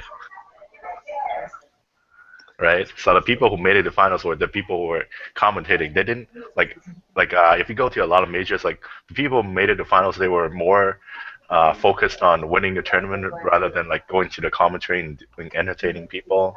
But not at this tournament. They were like the people just wanted to go there and have fun, and it was fantastic. I loved it. I love it. Yeah, I mean the hypest moment for me is yeah, it's pretty legit. And then but like if there's a one moment in this year that like I had to think is I think it was a match against like Shanghai against ET in TGC Winter where ET needed to Shanghai just needed to hit ET or he just needed to do chip damage and he knocked down ET. He threw a flame and he did the QC back scene with Chris, and I was like, ET is done. But they have stop. They have when they do a DM on 98. It has stop motion, and ET just woke up, did that, and then killed Xiaohai. I was like, dude, what the fuck just happened? He just came back from being dead. It was I had to replay that shit like 10 times. I was like, how did he come back? I was like, it's that I mean, not a lot of players do that. I think Bala did it in Peru where he was just it was the same thing and he just did an infinite with Yuri and came back. Not a lot of players can do that under a tournament environment. Word. Cool, man. Yeah, thanks for sharing all this, Neil Penny, man. Well, yo, wanted to know from you, man, your opinion. You probably heard this question before you got on the call. What do you think people should do, socially within their community to kind of um, to boost like the presence of KOF? You know what I'm saying, and not to, you know, to make it feel like it's like dying or something like that, man. What do you think people should do, like? Socially, mainly probably in the USA, because I mean I know you focus a lot on the Mexico scene, but is No, there any I things we mean, can? no, I'm in Seattle, and like No, I I know don't. you're in Seattle, but I mean, No, but like I mean, you guys probably don't know this really really good guy that named Joel. He's placed second in the Pacific Northwest Majors. oh yeah, yeah, I One know of of the he's Joel. one of the best players in the U.S. Probably, according to Romance, he's definitely way better than Patrick KOF and Mario's, and and definitely at the tournament, definitely in the last Pacific Northwest Majors, I think he placed third, only losing to Reynolds, and I think that's it really. I think. Yeah, yeah, yeah, yeah, But yeah. But I anyway, mean, but I yeah, mean, you have to be in touch with the developer, just like every other scene. You see that KI scene, they're really really close to to Microsoft. You see the scene with the MK and Injustice, they're really really close to Ed Boon and NetherRealms, and even even the Illuminati, they're really close to Seth and Peter and and Yoshinori Ono. Just they're really really close. So what you guys don't understand is that you have to be really really close to what SNK has in mind. And I had a meeting with two of the guys that were working on the netcode for KOF 13 here in Seattle. And what I learned from them is that SNK was really really pleased with the profits they made from KOF 13 hmm in on Steam. So what we really need to do as a community, we want to get more support from SNK, is to support their game in their platform of choice, which at this point is definitely Steam. So I think what we need to do is just support. If we're gonna support SNK, we have to do it the right way, and we have to do it on PC, like it or not. I think that's the best way right now to show them that, because also like I had a meeting with one of the canons about 8 years ago hmm about Evo when it was in Evo East, and they told me that as because I remember at the time I was just playing ISOs of international games, and they told me I asked them like what games are you playing, what games are you having, and they told me they have the original games for the official release. Like I think they had Guilty Gear, and Guilty Gear wasn't released in the U.S., but they had like copies of the Japanese import. And I yeah. was like, why is that? And they just wanted to show that developer that they support the game. So what we need to do is just show the developer at this, SNK, that we're definitely interested in what you guys are doing. So as a community, we should do more tournaments on their current platform, and I think at this point it's PC. That's one way to have support from SNK, and that way they get motivated to make the next KOF. Hmm. That's that's Okay. my take. As a community, like you guys said it best. Just keep playing the game. Honestly, keep playing the game. Show up for tournaments, and that's it. Really, there's no other way to put it. Okay. Man, that's interesting, man. I never heard a perspective. I mean, as far as kind of focusing mainly on PC and playing on PC and having even having PCs at tournaments for fighting games. I mean, I think the FGC kind of shies away from that a lot.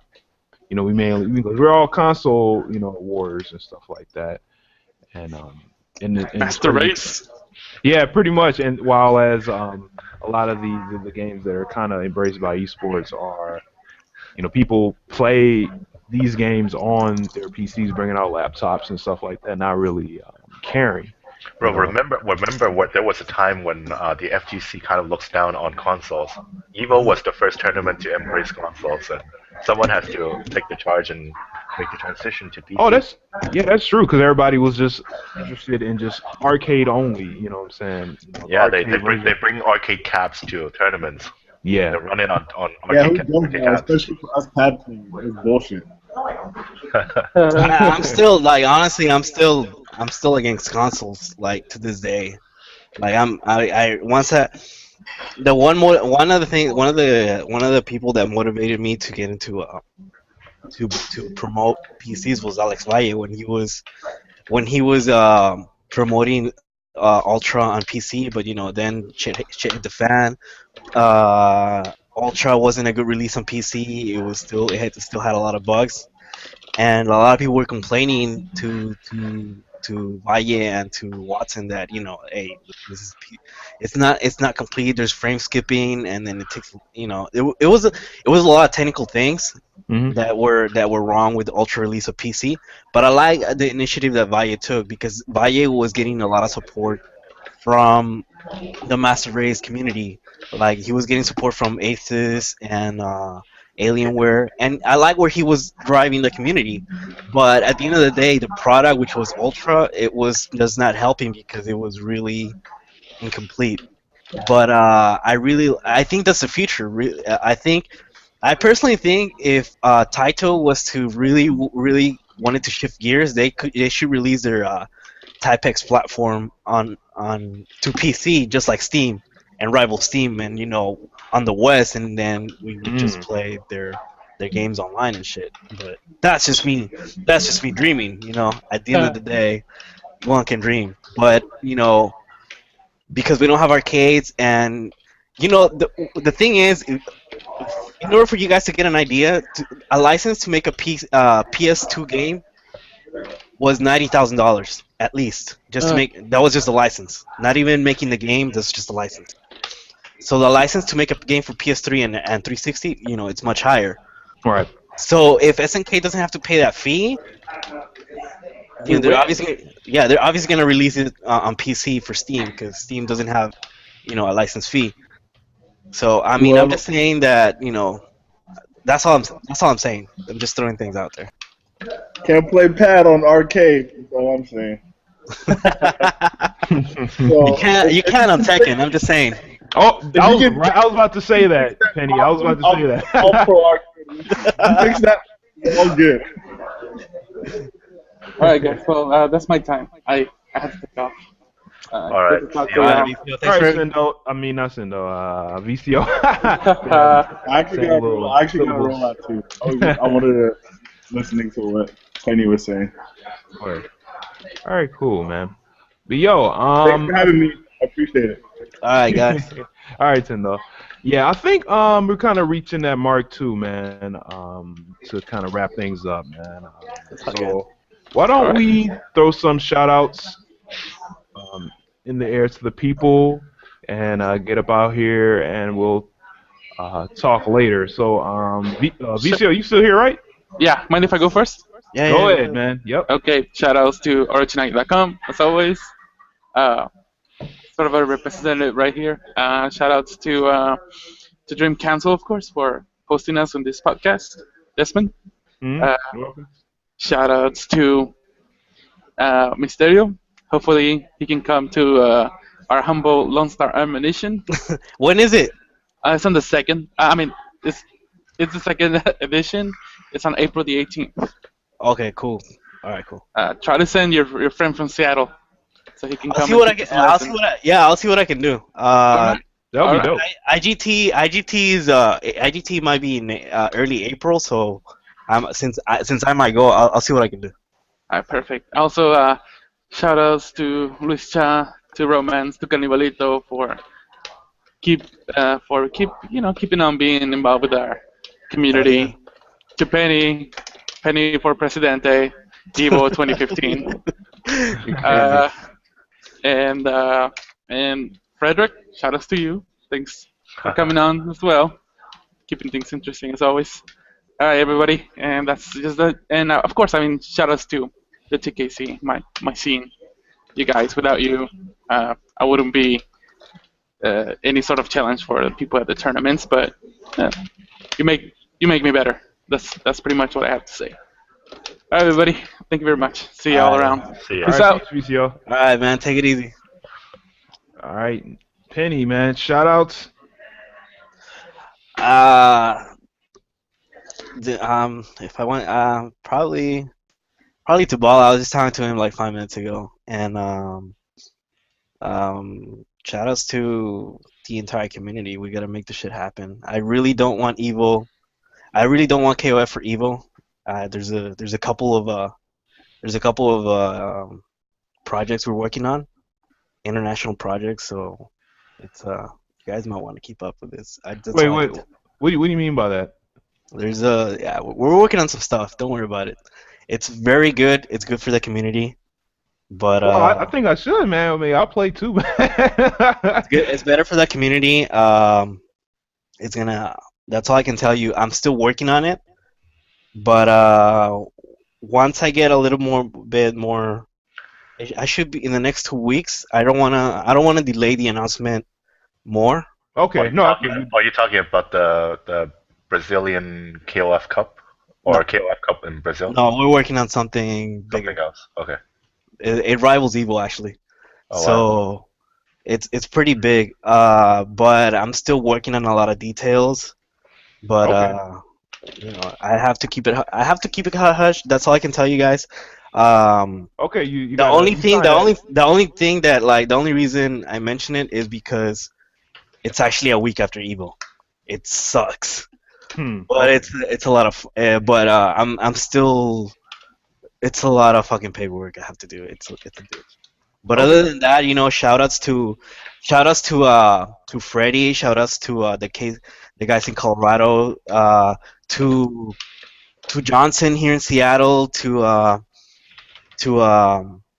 Freddie does an amazing job translating and keeping up with the Chinese community. Um, Shout outs to Sanwa Cat. Shout outs to Vicio. Vicio is one of the new guys that nobody knew. I think nobody knew him. I mean, I met him at Evo, and he was an amazing guy. I was like, I love this motherfucker. But it was I think the community started to take notice of him when he went to TJ, and everybody fell in love with him. And like, he's an amazing guy, and and he loves the game. And there's really not a lot of people that really, really love the game. And shout outs to him. Shout outs to Charles, which is Xiaohai, and co-translator. Shout outs to the ET translator. I forget his name. I'm sorry. Um, Gary. He's a translator. And shout outs to Team Danger, which is my team. So that's it. All right, cool. You said you was at you were at Evo. Did we meet, man? I ran the suite, and I was extremely busy. Okay. I was extremely busy because I was doing interviews, I was talking to people, I was managing, I was inviting people, I was kicking people out. It was really, really demanding. A lot of people have no idea. A lot of people were like, "Oh, you were just talking to the top players." I was like, you have no idea. There was a lot of psychological drain that I had, and I had to talk to some people to like get my shit together. It was really demanding. I don't think a lot of people have any idea, and it was. And then there were times where I had to talk to Matt KOF, and then like I had to take out my fucking phone and then translate some words of like, "Are you good? You need anything?" Because a lot of people don't realize that Matt KOF came without Cafe Id, and I helped him out with the room and what Cafe Id did with Canibalito in Korea, flying him to the island and then getting him into my room and board and food and everything. I was like, that the least I can do is do the same for Matt KOF. So I was making sure that he was good to go for everything, and then with him, and then I was making sure with my team. A lot of people don't realize that my Team Danger. I took him out to dinner. I took him out, and then I was making sure the sticks were working. We were doing a lot of. It was really a lot of people don't realize that the kind of shit I was doing. So. Oh yeah, Penny, who's on Team Danger besides yourself? I heard of the team quite a few times, but I don't know who's on it. From Team Danger, the only three guys you might have heard of are K9999. Oh yeah, that's right. And Asu, she's a really amazing. She's a GGPO warrior.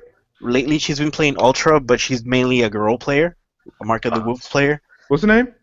Asu, and Okay. then and Setsuna and Kihara.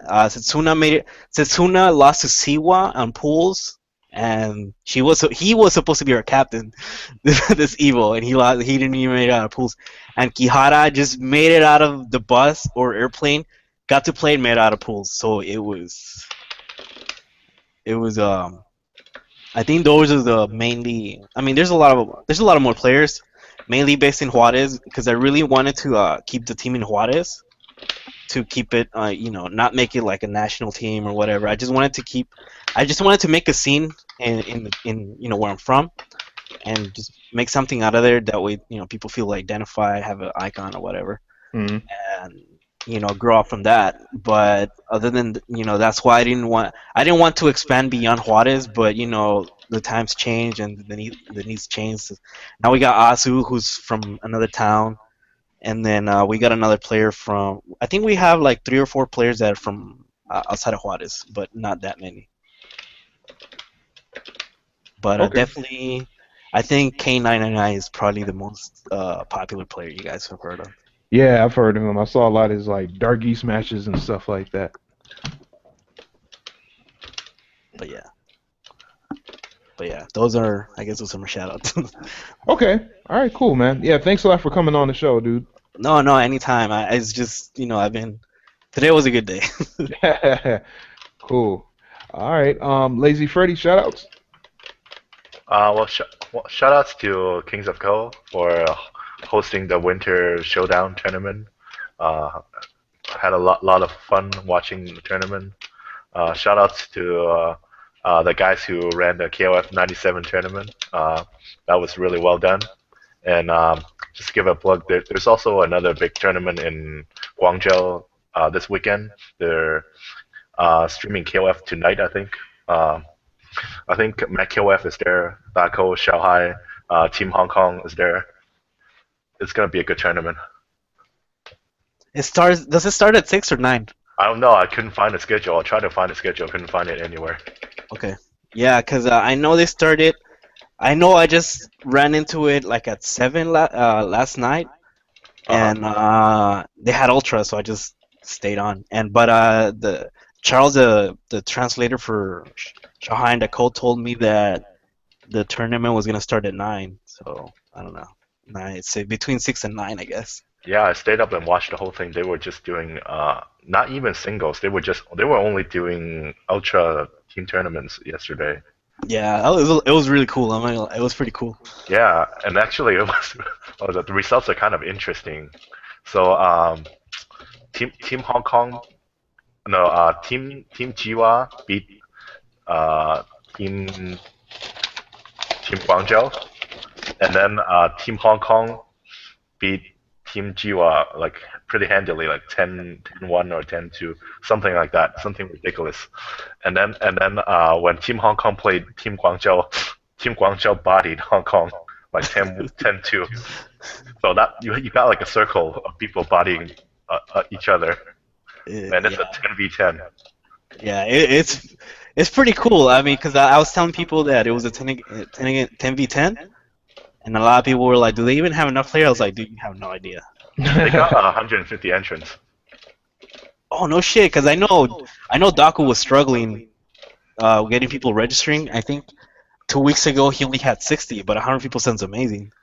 Yeah, yeah. From what I gathered, there's like 120 to 150 people, ultra players there. Nice. For KOF, there's around 20 to 30. Oh, okay. Yeah, they basically got all the big hitters, minus the people from Taiwan. Taiwan couldn't make it out this year for some reason. Yeah, yeah. I got a lot of intel. I know you and I know what we're talking about. Yeah. But Matt KOF was there, I think. So it should be a good tournament. Oh, so he got his visa? Yeah, I think. Yeah, I because think he he's was there. struggling. I know he was struggling to get his visa 2 weeks ago, and he was like, "I might not make it because of the visa." Yeah, yeah. You need time to get a Chinese visa. Okay, Like, cool. yeah. Yeah, from what I gather, he's there already, so should be good. Nice. And Team Hong Kong is also pretty good, like in KOF 13. I think last year they won 13, so should be good. Not a whole lot of people know them because they don't go out to a lot of tournaments, but they're all good.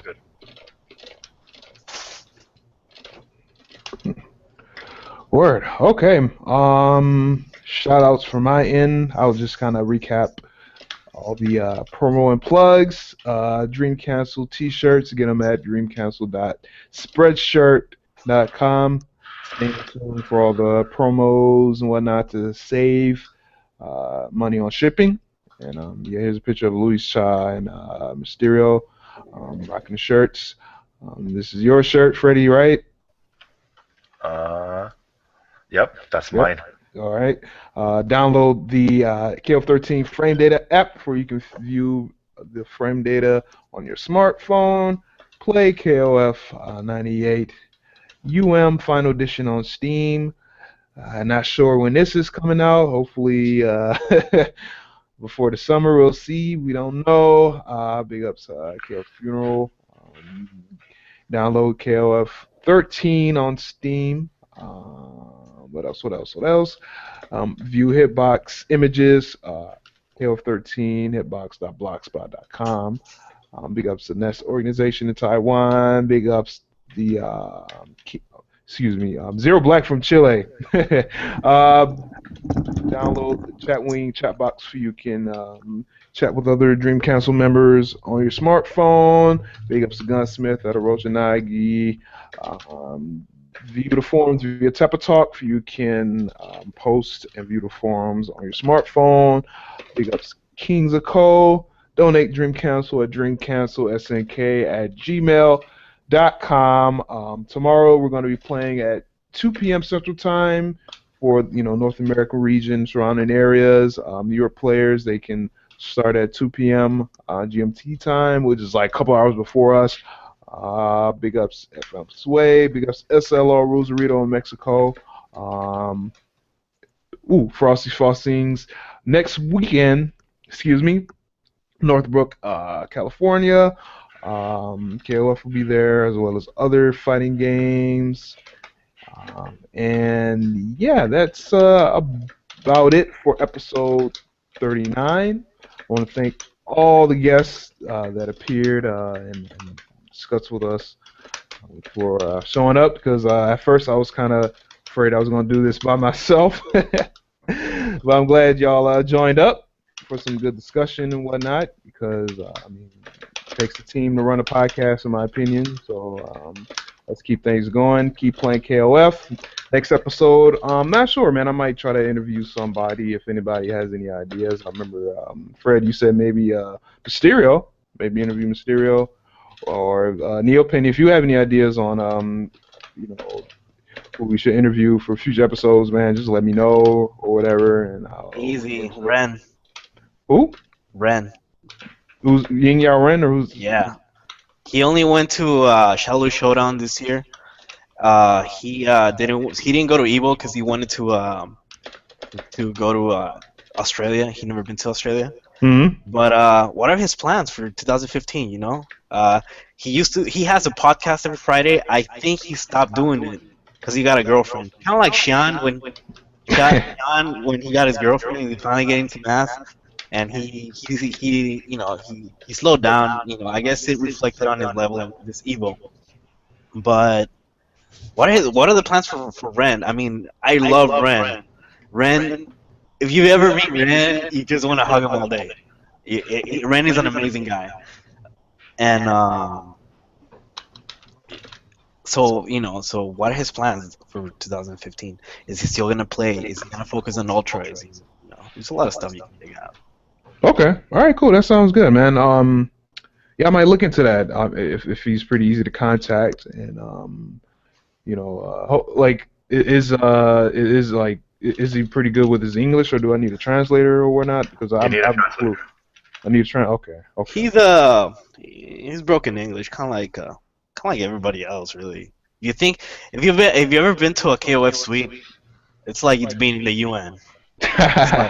Like in 2012, at one point it was like Chinese, Cantonese, Mandarin, Spanish, French, Korean, Japanese, and like I don't know, maybe three other languages, and just to name a few. That's in 2012. That's not even mentioning, the years later.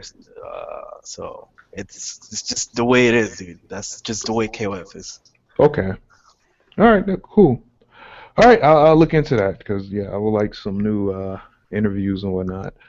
All right. Well, that's about it, y'all. Share this on Facebook. Share it on Twitter. Share it on Google Plus. Thumbs up. Comment. Share your thoughts on this episode, and we'll see y'all later. All right. All right, Peace. man. Peace.